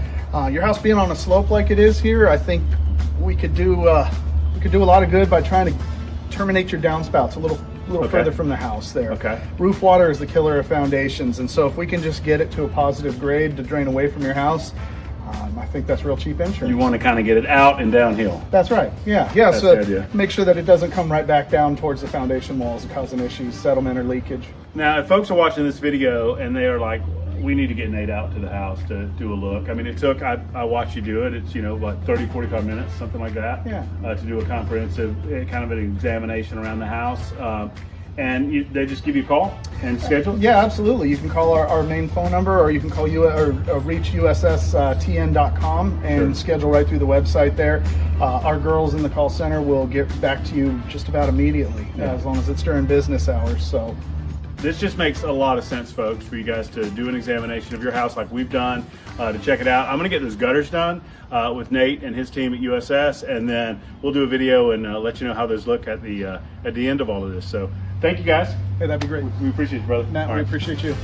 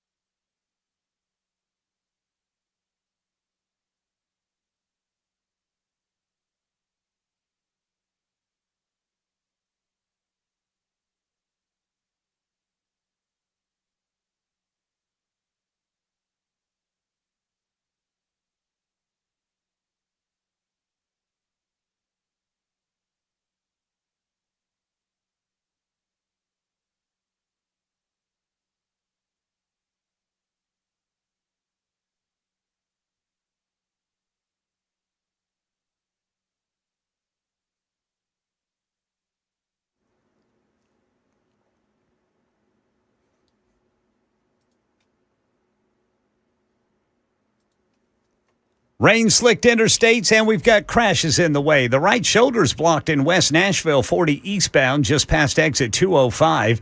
Rivergate, it's not a crash, but it is blasting and rolling roadblocks. 65, both north and southbound, between Vietnam Veterans and Louisville Highway. Going to be looking at a 3-minute delay there.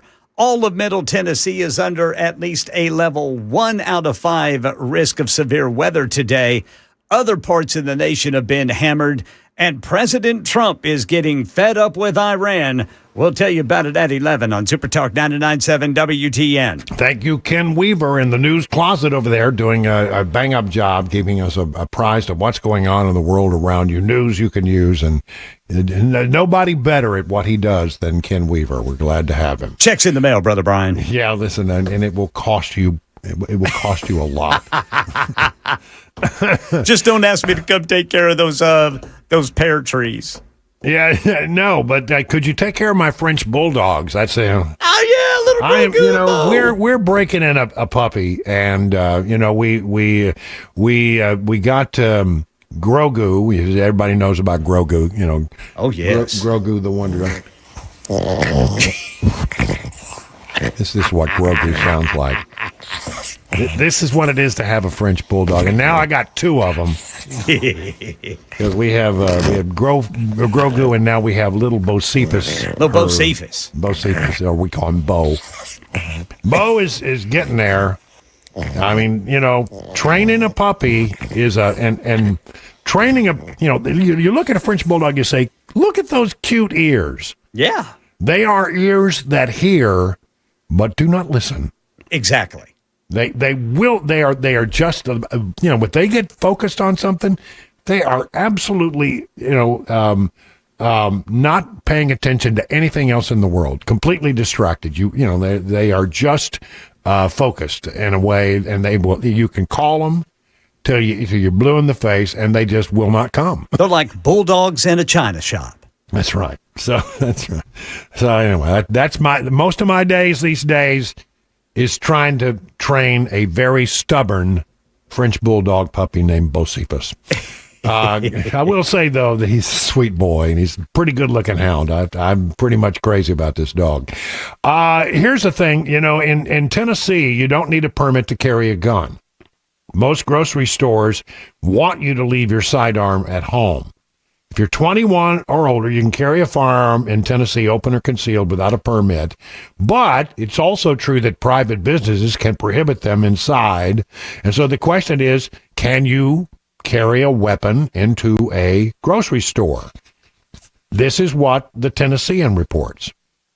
Most grocery store chains stop short of outright banning of weapons, phrasing their gun policies as asks or requests rather than requirements. I thought that was pretty interesting. And very quickly, Kroger has a relatively stringent. They say that they don't want you to bring firearms into Kroger, even concealed weapons, even in places where gun carrying is permitted. But listen to this. Public kindly asks that you don't, but they don't ban it. Walmart requests that customers do not openly carry weapons, but they don't outright ban it. Aldi says that they want customers to refrain from openly displaying firearms in their stores unless you're law enforcement, but again, no outright ban. Target says while we continue to allow local laws, we also respectfully request that guests not bring firearms to Target, even in communities where it's permitted. Trader Joe's said, we do not welcome weapons in our stores, and we would very much prefer that customers not bring guns into our stores. So they don't like it, but it's really interesting when you ask them, what is your official policy? It's not an outright ban. It's just a friendly request. Very interesting. Time for the news now with Ken Weaver on Super Talk 99.7 WTN.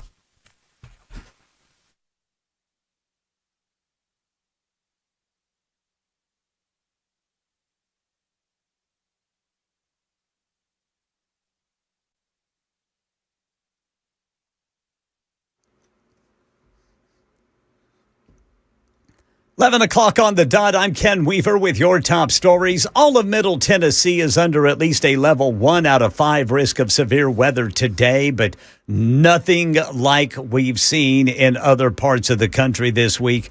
A week of severe weather in many other states continuing into the weekend. Set to hopefully wrap up today as we hear from Mark Remillard. From Texas to Minnesota, Florida to Pennsylvania, millions of Americans have been dealing with hailstorms, high winds, and in some places, tornadoes. In Washington County, Pennsylvania, outside Pittsburgh, County Commissioner Nick Sherman says a tornado touched down on Saturday. There's some severe structural damage to some of these homes. Nothing has been completely flattened. We have one home that sustained the most damage that essentially does not have a second floor. Meanwhile, cleanup is underway following a powerful storm that hit northwest Florida last week. Mark Remillard, ABC News. After declaring the war with Iran over yesterday, President Trump now says Iran, quote, better get their act together and fast. The social media post follows reports on Iranian state media of what Tehran says is in the peace deal with the U.S. The White House has yet to release details of its own. ABC White House correspondent Karen Travers has more. These reports in Iran state media are saying what they say are in the deal, and several of these items have been very clear red lines for the administration. They say that there is no agreement made on Iran's nuclear program, that will be dealt with in the next phase of negotiations. In terms of the Strait of Hormuz, they say there is no transfer of control, and two very important things here too. The Iranians say that there will be a lifting of sanctions on Iran and the unfreezing of Iranian assets. Here in Nashville, new rules for data centers in the works, and a public hearing drew hundreds of people to the Metro Planning Commission last night to voice concern over noise, energy use, and then future generations' livelihood. All for the benefit of the technology that is being utilized by billionaires and corporations to eliminate my generation's chance of getting a job by up to 30%. After a roughly 6-hour meeting, the Metro Planning Commission recommended the legislation be reworked before moving forward to address several issues raised during that debate last night. Well, the government's tally of New World screwworm cases has risen to 9. The potentially fatal parasite has been found in animals in Texas and New Mexico. Most of the infestations have happened on farms and ranches, but because any mammal can be affected, vets are warning pet owners to keep an eye on their dogs and cats. It is treatable, but you got to find it early. Abilene, Texas veterinarian Dr. Alan Bolt says he never thought he'd be talking about New World screwworm. We just closed our eyes, thought were rid of it, and up jumps the rabbit. Jim Ryan, ABC News in Dallas-Fort Worth. That's the latest news. Weather's next. I'm Ken Weaver, WTN News.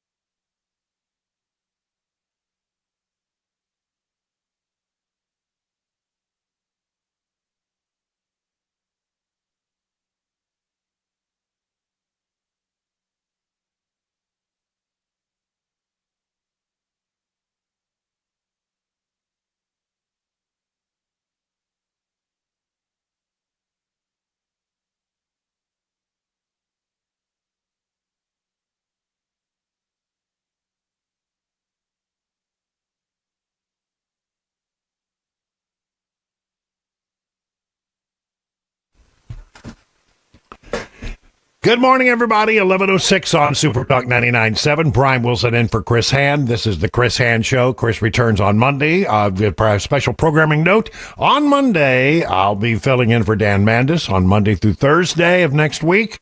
So look forward to having you join us.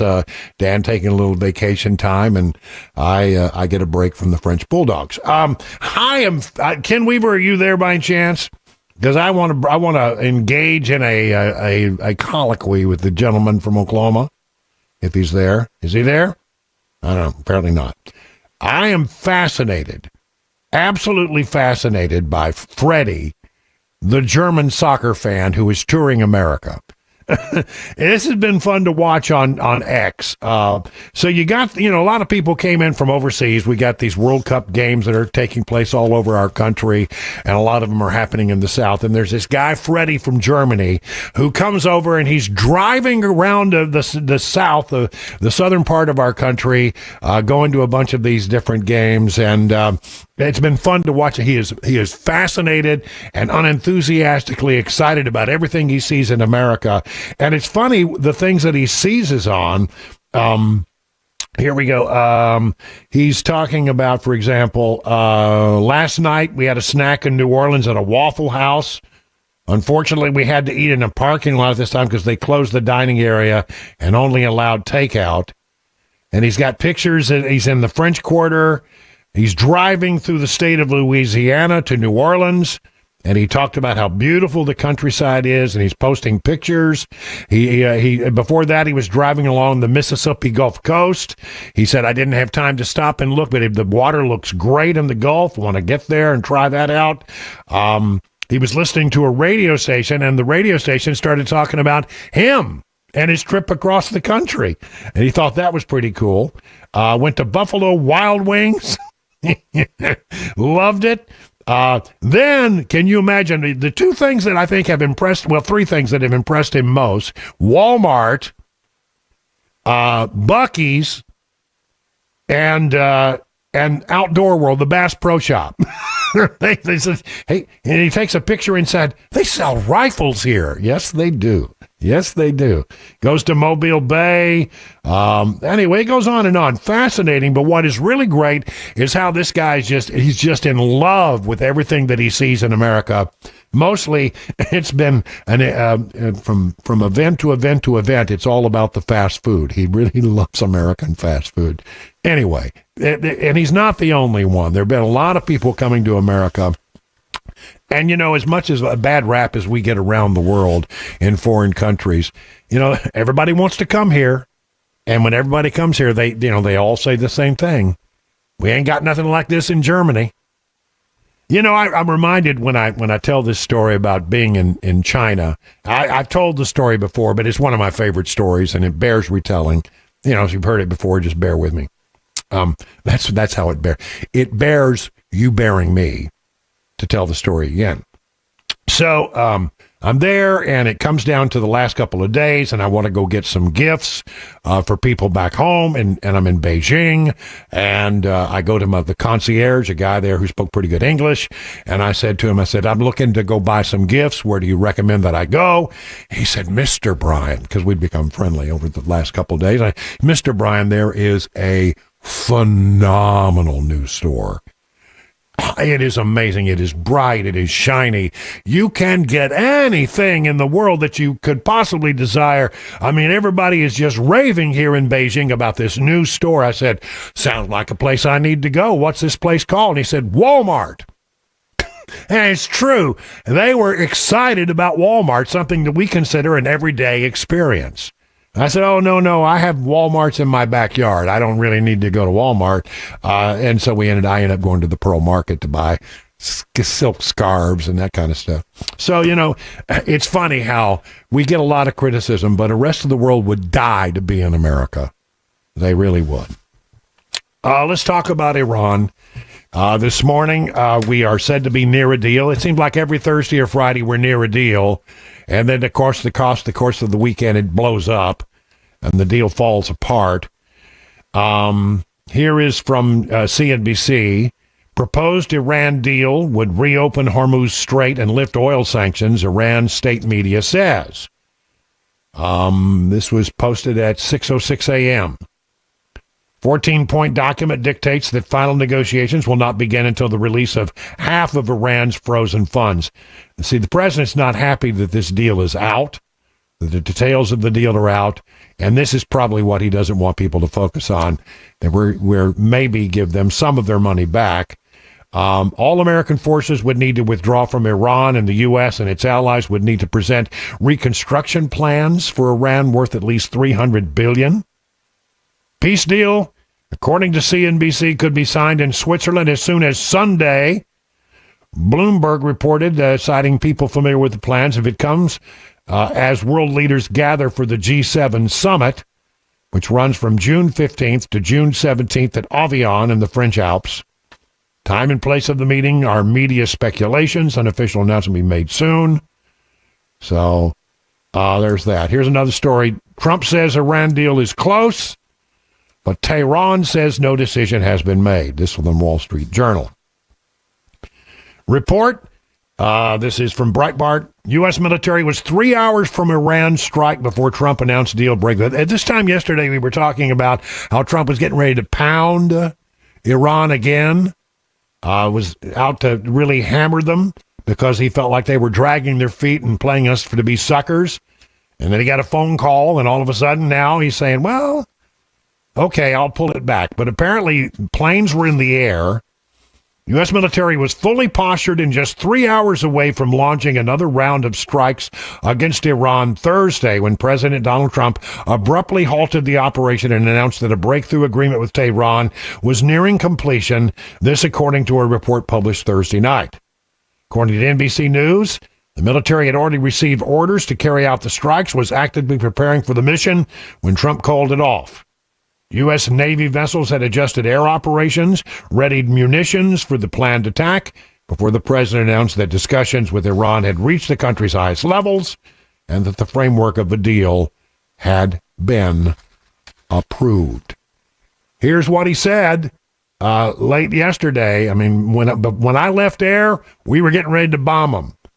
By the time I got settled in for lunch, it had all changed. They will not only not have, they will not purchase, develop in any way, shape, or form a nuclear weapon. They will not have a nuclear weapon. Mr. President, just to follow up on that, you have said before that Iran and the United States were close to a deal. It has not happened yet. Why are you so convinced that this time is different? Because they've taken a pounding. They've taken a pounding like very few people could take. And they want to make the deal a lot more than I do. And we could have had it done the other way, I guess, but it would have taken longer. They got hit very hard recently, as you know. And I don't like to have to do things that way, but I felt it was necessary. It's a great deal for the United States and for the Middle East, and I think ultimately great for Iran because they'll be able to build up their country and other country. I really believe it's a regime change because I find these people to be much more rational than the people that are no longer with us. We knocked out the first team of leadership, the second team of leadership. This is a different group, this is a different level, and I think it's frankly a smarter level, and it's a level that has reason. And they've all approved the deal, everybody's approved the deal. Now we'll get it finished up, and hopefully that'll be done. There we go. Hopefully it'll be done. All right, so we'll cross our fingers and hope that we can get it done. This morning, the markets like the news. Let me see where the Dow is. The Dow is up 383 points, standing at 51.2. The S&P, you really can't look at the S&P and gauge what this is about because they're doing the SpaceX IPO. SpaceX is, going public. And it's throwing the markets off a little bit. NASDAQ up 72 points. But let's look at oil prices. When I came on this morning, West Texas Intermediate crude was selling at $87 a barrel. It has dropped this morning to $84 a barrel. Brent crude was at 89. It's now at 87. So oil prices are coming down, and they like it. I looked this morning, Tennessee gasoline prices, the Tennessee average was $3.66 compared to the national average of $4.10 a gallon. I'm just going to mention this again because I find it fascinating, and I don't know why this is. Maybe somebody could explain this to me, but I've not gotten a good explanation. If you go to a gas station in Wilson County, average gas prices in Wilson County, $3.50 for a gallon. I've seen it for $3.49, and I haven't looked this morning because I haven't been out, but it's coming down. So in the $3.50 area. Davidson County, the average is $3.72 a gallon. In other words, if you cross into Davidson County, on average, you're going to pay 18 cents more a gallon than you would if you were in Wilson County. Williamson County, if you go from Wilson to Williamson County, I mean, I don't know anybody insane would drive all the way from Wilson to Williamson every day, but that's $4.13 a gallon. In other words, gasoline in Williamson County is 49 cents more a gallon than it is on average in Wilson County. Why is that? 50 cents a gallon. That's significant money when you start to fill up a 20-gallon tank. That's $10. The difference between filling a 20-gallon tank in Williamson and Wilson County is it's $10 more expensive in Williamson County. I don't know why that is. It doesn't make any sense to me, but that's what it is. So anyway, U.S. Memorandum of Understanding, according to CBS News, they say, some people say Sunday, this is the CBS take on it, a letter of intent or memorandum of understanding between the U.S. and Iran likely to be signed early next week, opening the way to further negotiations about an enduring U.S.-Iran agreement. Two sources familiar with the diplomatic effort said, got two sources on it. Signing of the memorandum would kick off 60 days of talks to negotiate details of an agreement. So we start off with a memorandum of understanding, an MOU, and then they hope that from there they have 60 days to negotiate an actual agreement. That time period could be extended as needed, according to multiple sources. First steps include ensuring freedom of trade by demining and opening the Strait of Hormuz. In principle, Iran would commit to a lockout of 15 to 20 years during which it would not enrich uranium and would dismantle its nuclear sites. In exchange for taking these steps, Iran would receive financial relief staggered over time and sequenced to correspond with compliance. The old carrot or the stick approach. U.S. intelligence community does not assess that Iran has a nuclear weapon or sought one, but rather that it sought to be at the threshold of one. In other words, to be close. The regime also refused to allow International Atomic Energy Agency nuclear inspectors into Iran to verify what it claimed was the peaceful nature of its program. And as you can imagine, Israeli intelligence has a very different assessment. The president said on Truth Social he had canceled the scheduled strikes and bombings against Iran because the final points of a potential deal have been approved by all parties involved. Well, he says that. The headline from Axios this morning was this. Trump claims Iran deal has been reached, but Tehran says the decision is not final. So there you go. Is it? Do we have a deal or no deal? Howie Mandel, 20 minutes now past the hour of 11 o'clock on Super Talk 99.7 WTN.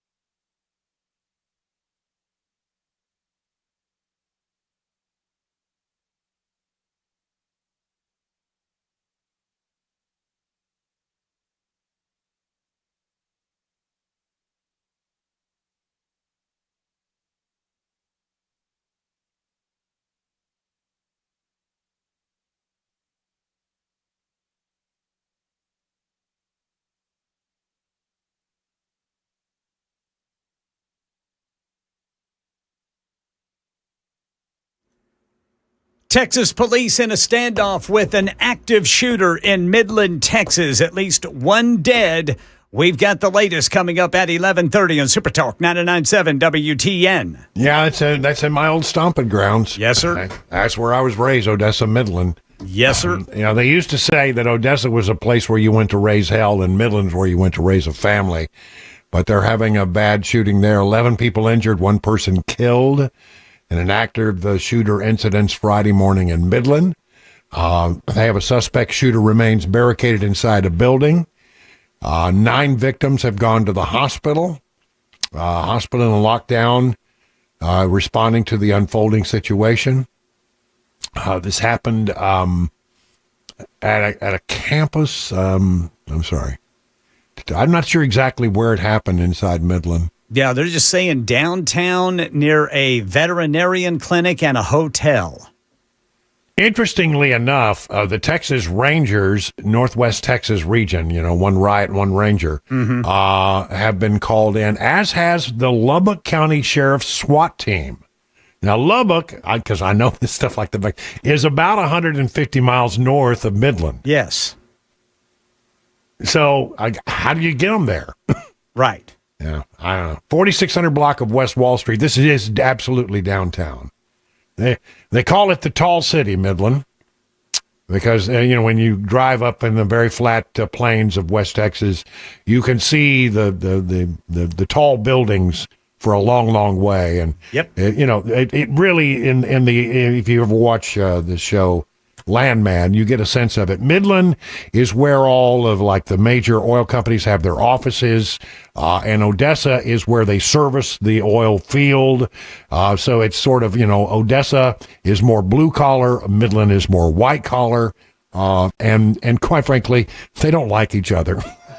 Right. The cities of Odessa and Midland don't like each other very much. It all started years ago when the Midland Police Department, Midland city government decided they were going to name the airport, instead of calling it the West Texas, airport or whatever, they called it the Midland International Airport. And all the people in Odessa were quite offended by that. So it goes back. Some news that lighter news in the news. We'll keep an eye on what's going on there. Kim will have the latest in the newscast here in just a few moments. Been holding on to this story for a few days. Because I just work it in. A former Air Canada captain reportedly flew more than 900 flights with a fake pilot's license. Jeffrey Wall, 59 of Ontario, arrested and charged with 7 criminal offenses and an investigation police called Project Icarus. As captain, the accused was considered the pilot in command and was ultimately responsible for aircraft operation and safety during flight. And he flew 900 domestic and international flights without the proper license. Credentials were flagged. The Transport Canada Regulatory Investigation says, that they're into it. Air Canada says safety was not compromised because all the pilots undergo mandatory recurring training every 6 months. But, you're supposed to have a pilot's license. The proper pilot's license to fly a commercial aircraft, and this guy didn't. Flew 900 flights, didn't have the right license. Red Lobster, as you get older, you think about going to Red Lobster more. I don't know, I think it's in your DNA. As you get older, you need more shrimp. You need more, seafood, I guess. I don't know. Old people like to go to Red Lobster. They're giving away a 25 years of endless shrimp. You could get 1 free endless shrimp meal every month for 25 consecutive years if you win this contest. And to get in, you have to go to Instagram or TikTok and tag a friend that you'd like to go to Red Lobster with. You can register between now and June 17th. Red Lobster. Okay. And then I love this story, finally, before we go to news. Nearly 200 doors glued shut at a high school, causing $70,000 in damage. So, school's out now, but when they were in finals week at this school in San Diego, Apparently somebody poured super glue into all the locks and keyholes of some 200 doors. 2 weeks later, they can't get a lot of these doors to open.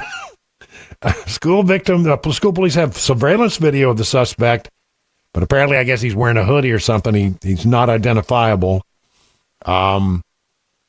Yeah, I said, the student said, I was walking, I looked around, all these teachers were on the floor. They were trying to pick all the locks and get them open, but they couldn't because somebody had put super glue in on these locks. Wow, what a deal. It is time for the news with Ken Weaver at 11:30 on Super Talk 99.7 WTN.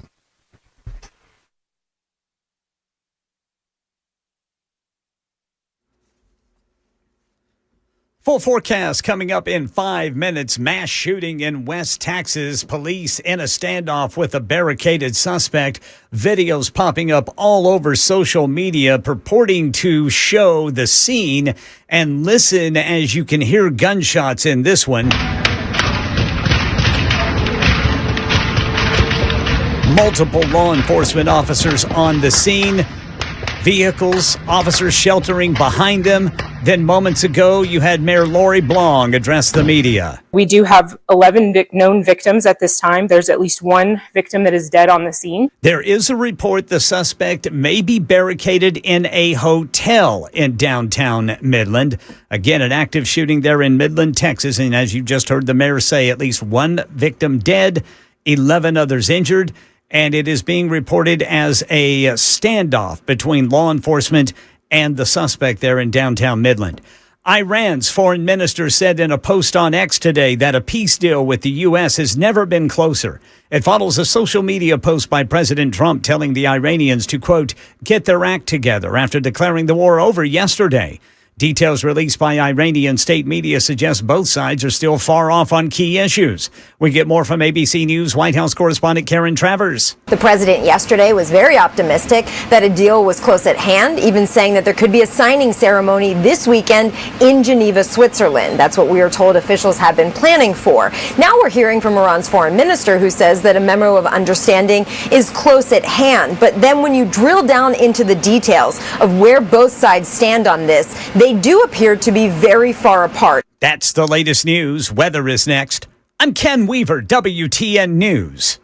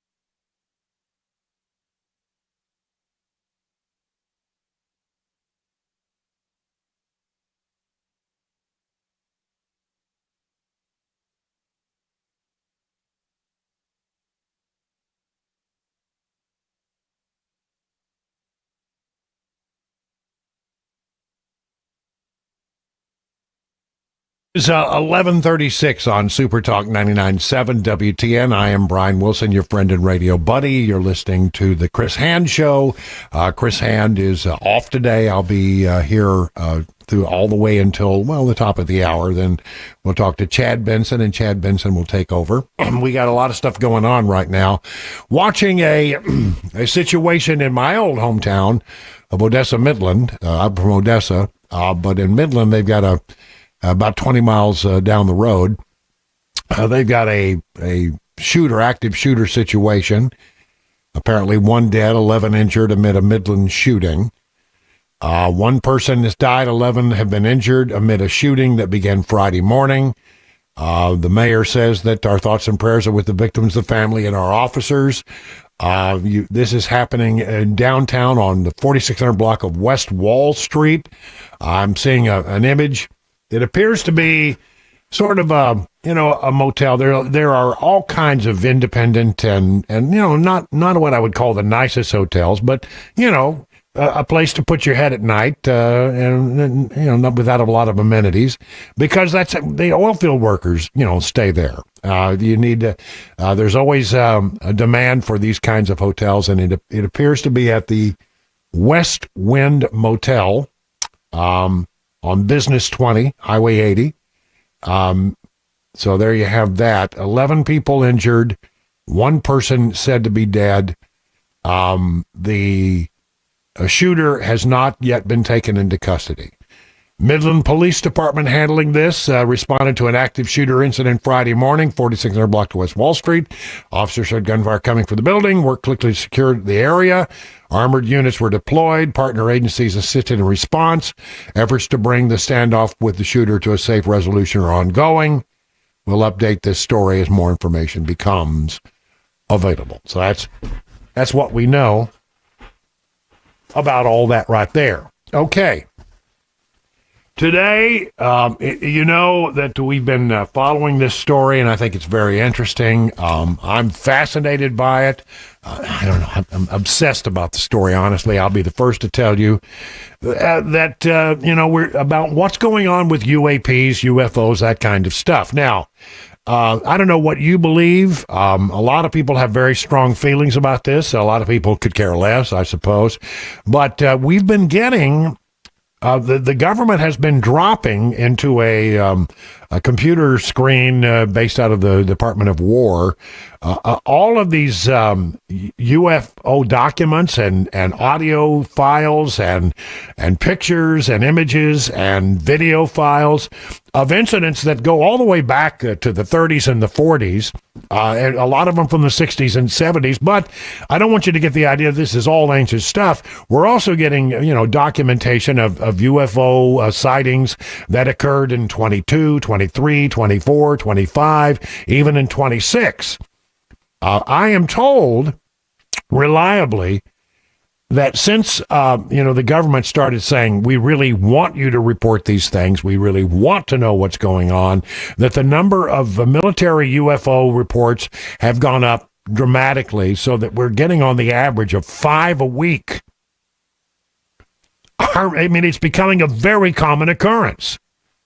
That our apparently it is a common occurrence that our military people, in some of these cases, they talk about how, they would go out to do war games and all kinds of stuff and prep and train. And while the jets were out there flying around, it was a daily occurrence that they would run into these UFOs, these UAPs. They couldn't understand what it was. They were faster. They maneuvered in ways that defy the laws of physics, and they were seeing these things. And these weren't good old boys that had a little bit too much to drink in the swamp one day. These were among our most highly decorated pilots. High-level government officials are now on record saying that, yes, we are sharing the planet with something or someone, and these UAPs are real. They're not made up. Now, for many, many years, the government wanted to try to tell you that it was a bunch of hooey, Project Blue Book and all that, but now we're getting very close. And today, the third tranche of documents has dropped. I haven't had a chance because it happened so early this morning. Haven't had a chance to go through it, and there are hundreds and hundreds of pages and files to go through. But I got to tell you, it is very interesting, and some of the images you're going to be seeing them in the next day or so. And it comes on a day when Steven Spielberg's new movie about UAP disclosure comes out.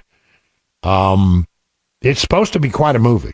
I don't know. It's supposed to be a follow-on to Close Encounters of the Third Kind and E.T. And the whole idea of the movie is, what if we learned in one day everything there is to know, all of the truth about disclosure? What would happen? What would our reaction be? And there's supposed to be some stuff in the movie that apparently he says is more truth than fiction. So we'll see. We'll see. But to give you an idea, I have a couple of I pulled a couple of documents at random. Because I can't really run the video. This is radio, but I can tell you about these documents because I believe the truth is out there.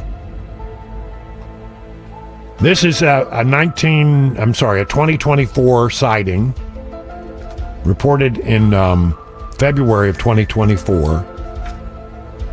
At approximately 11:25 a.m., a former U.S. Army intelligence officer, so, pretty high-ranking guy there, along with 4 of the members of this unit, observed a UAP over the Cheyenne Mountains as they exited their office building. Described the day as a perfect bluebird sky, no clouds, little humidity.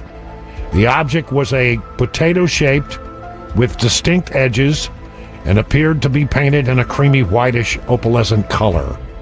It was somewhat translucent, with a slight shimmer.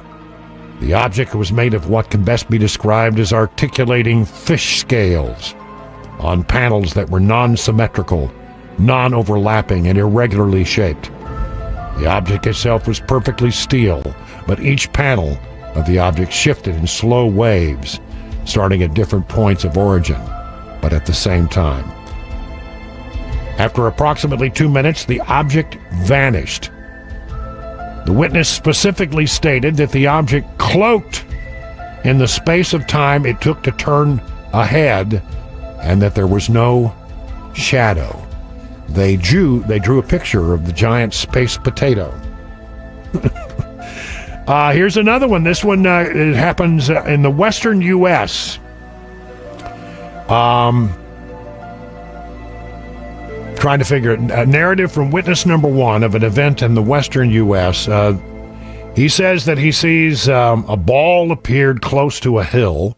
It was a circle of light that looked like a swirly patterns of bright lava. It was bright in the dusk light, and the time was just before 7 p.m.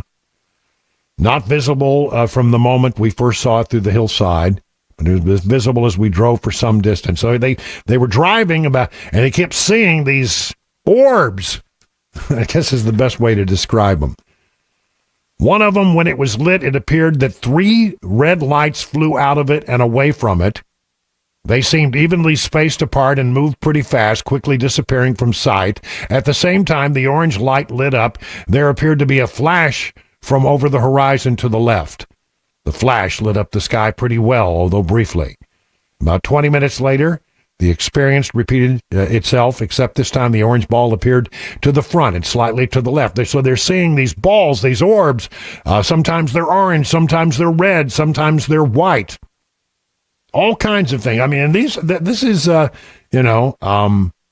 of several United States federal law enforcement special agents who witnessed this. United States federal law enforcement special agents in the western U.S. saw this in October of 2023. I mean, these are not yahoos. It's really, really quite something, what we're beginning to... The videos, I haven't seen what I like to describe as the holy crap moment yet, but we keep hearing it's out there. What is it in this tranche of documents? I don't know. It's going to take a little while to go through it. What happens in these document dumps is they happen, and you got to go through them. You got to look at every page. in this particular case, there are probably thousands of documents that have now been dumped into the system. This last one, by my judgment, I'm just spitballing here, maybe 100, 150 additional documents. Some of them are audio files, some of them from the FBI, some from the CIA, from the NSA, from the federal government, the military, and some of these are just, police reports.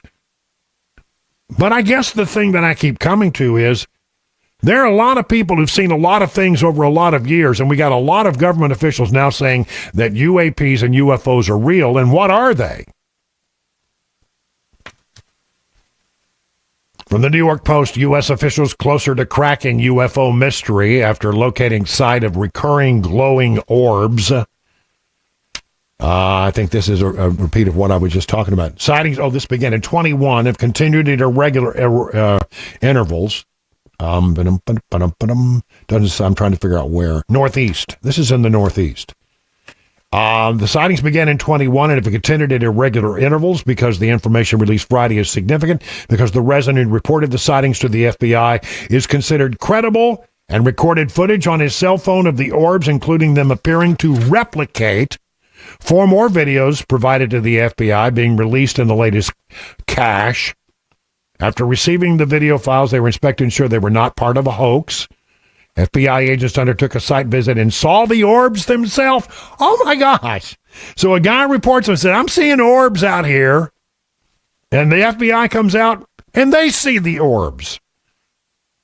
The earliest video from 2021 shows a single bright but distant orb appearing to replicate itself into at least 3 orbs over the course of about 2 minutes.